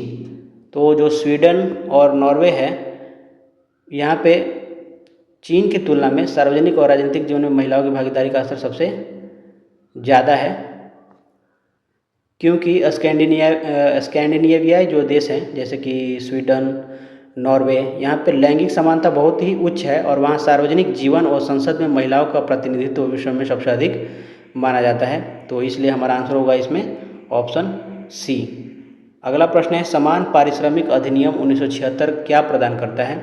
तो समान पारिश्रमिक अधिनियम जो है इक्वल रेम्यूनरेशन एक्ट 1976, यह कानूनी प्रावधान करता है कि समान कार्य या समान प्रकृति के कार्य के लिए पुरुषों और महिलाओं को समान वेतन मजदूरी दी जाएगी और मजदूरी के मामले में लिंग के आधार पर कोई भेदभाव नहीं किया जाएगा। तो ऑप्शन हो जाएगा बी, सभी लिंगों के लिए समान वेतन। अगला प्रश्न है महात्मा गांधी कहा करते थे कि डैश को राजनीति से कभी अलग नहीं किया जा सकता। इसका आंसर होगा ऑप्शन बी, धर्म। तो महात्मा गांधी का मानना था कि धर्म को राजनीति से कभी अलग नहीं किया जा सकता। यह गांधी जी का तात्पर्य किसी विशेष संप्रदाय जैसे हिंदू या इस्लाम से नहीं था, बल्कि उनका तात्पर्य नैतिक मूल्य और मानवीय मूल्यों से था जो सभी धर्मों का मूल है। उनका मानना था कि राजनीति धर्म द्वारा स्थापित नैतिकता से निर्देशित होनी चाहिए। अगला प्रश्न है लोकतंत्र के बारे में निम्नलिखित में से कौन सा सही है। तो लोकतंत्र अक्सर जरूरतों को विफल करता है और लोगों की मांगों को अनदेखा करता है। तो बिल्कुल यह लोकतंत्र की एक आलोचना है, पूर्ण सत्य नहीं कह सकते हम इसे। लोकतंत्र भ्रष्टाचार रहित है, तो ये गलत है। लोकतांत्रिक देशों में भ्रष्टाचार पाया जाता है और ये भी गलत हो गया। लोकतंत्र अनियमित है, तो यह भी गलत है। यह नियम और प्रक्रियाओं पर चलता है लोकतंत्र। तो चूंकि दिए गए तीनों विकल्प लोकतंत्र के बारे में सही या सकारात्मक तथ्यात्मक विवरण पेश नहीं करते हैं, तो हमारा आंसर क्या होना चाहिए, ऑप्शन इस हिसाब से होना चाहिए ई। ठीक है। अगला प्रश्न है निम्नलिखित में से कौन सी भूमिका राजनीतिक दलों द्वारा नहीं निभाई जाती है। तो किसी भी राजनीतिक दल के भीतर या विभिन्न दलों के बीच सभी मुद्दों पर सभी के विचार और मत कभी भी पूरी तरह समान नहीं हो सकते और दलों के भीतर भी वैचारिक मतभेद होते हैं। तो इसलिए ऑप्शन सी होगा कि उनके विचार और मत समान हो सकते हैं सभी मुद्दों पर। तो ये हमारा क्या होगा कि ये जो है राजनीतिक दलों द्वारा कभी भी नहीं निभाई जाती है। बाकी वे देश के लिए कानून बनाते हैं, ये सही है। एक पार्टी दूसरी को सरकार बनाने में सहयोग करती है, ये भी सही है, लेकिन उनके विचार और मत समान हो सकते हैं सभी मुद्दों पर, ये पॉसिबल नहीं है। अगला है कि एक राज्य पार्टी बनने के लिए एक पार्टी को राज्य की विधानसभा के चुनाव में कुल वोटों का कम से कम कितना प्रतिशत सुरक्षित करना होगा। तो इसका आंसर होगा ऑप्शन ए, 6%। तो चुनाव आयोग के नियम के अनुसार किसी राजनीतिक दल को राज्य पार्टी की मान्यता प्राप्त करने के लिए उस राज्य की विधानसभा चुनाव में पड़े कुल वैध मतों का कम से कम 6% प्राप्त करना अनिवार्य है और इसके साथ ही कम से कम 2 सीटें जीतना भी आवश्यक है। ठीक है, ये ध्यान रखना है। अगला प्रश्न है, निम्नलिखित में से कौन सा देश एक साथ आने वाले संघ के अंतर्गत आता है? तो संघवाद में 2 प्रकार के गठन होते हैं, मैं उनका नाम लिख देता हूँ। पहला है एक साथ आने वाला संघ यानी कि कमिंग टुगेदर फेडरेशन, और दूसरा है साथ रखने वाला संघ यानी कि होल्डिंग टुगेदर फेडरेशन। तो जो एक साथ आने वाला संघ है, यहाँ पे स्वतंत्र राज्य एक बड़ी इकाई बनाने के लिए स्वेच्छा से एक साथ आते हैं और अपनी संप्रभुता को बनाए रखते हुए सुरक्षा बढ़ाते हैं। इसके प्रमुख उदाहरण कौन कौन से हैं? स्विट्जरलैंड है, यूएसए है और ऑस्ट्रेलिया है। ठीक है, यूएसए, ऑस्ट्रेलिया और स्विट्जरलैंड। साथ रखने वाला संघ क्या है? तो ये दूसरा प्रकार का वह संघ है जहां एक बड़ा देश अपनी आंतरिक विविधता को ध्यान में रखते हुए राज्यों में शक्तियों का बंटवारा करता है। और इसके प्रमुख उदाहरण कौन कौन से हैं? तो भारत है, फिर बेल्जियम है और स्पेन है। यहाँ केंद्र सरकार राज्यों की तुलना में अधिक शक्तिशाली होती है। तो पूछ रहा था एक साथ आने वाले, तो ये हो जाएगा हमारा ऑप्शन बी, स्विट्जरलैंड। अगला प्रश्न है, जब केंद्र और राज्य सरकारों से शक्ति लेकर स्थानीय सरकार को दे दी जाती है तो इसे क्या कहा जाता है? तो इसे बोलते हैं सत्ता का विकेंद्रीकरण। ऑप्शन हो जाएगा हमारा ए। तो 73वां और 74वां संविधान संशोधन 1992 और 93 में जो हुआ था, ये भारत में विकेंद्रीकरण की दिशा में सबसे बड़ा कदम था। अगला प्रश्न है, काली शक्ति यानी ब्लैक पावर आंदोलन कब उभरा? तो ये 1966 में उभरा और ये लगभग 1975 तक सक्रिय रहा। यह नागरिक अधिकार आंदोलन की तुलना में अधिक उग्र और कट्टरपंथी आंदोलन था, जिसका मुख्य उद्देश्य अमेरिका में नस्लवाद को समाप्त करना और अश्वेत लोगों के आत्म व गौरव की अधिकारों की रक्षा करना था। अगला प्रश्न है, भारत के संविधान का कौन सा अनुच्छेद भारतीय निर्वाचन आयोग से संबंधित है? तो अनुच्छेद 324 इससे संबंधित है। ऑप्शन ए हो जाएगा हमारा। अनुच्छेद 148 कैग से संबंधित है, यानी यह भारत के नियंत्रक एवं महालेखा परीक्षा से संबंधित है। और अनुच्छेद 342 जो है ये अनुसूचित जनजातियों से है। किसी राज्य या केंद्र शासित प्रदेश के लिए किन जनजातियों को अनुसूचित जनजाति घोषित किया जाएगा, इसकी अधिसूचना हमारे राष्ट्रपति जारी करते हैं। इस आर्टिकल में ऐसा वर्णन है। अगला प्रश्न है, भारतीय संविधान का अनुच्छेद 300 किससे संबंधित है? तो संविधान का अनुच्छेद 300 मुकदमे और कार्यवाही से संबंधित है। ऑप्शन हो जाएगा हमारा ये।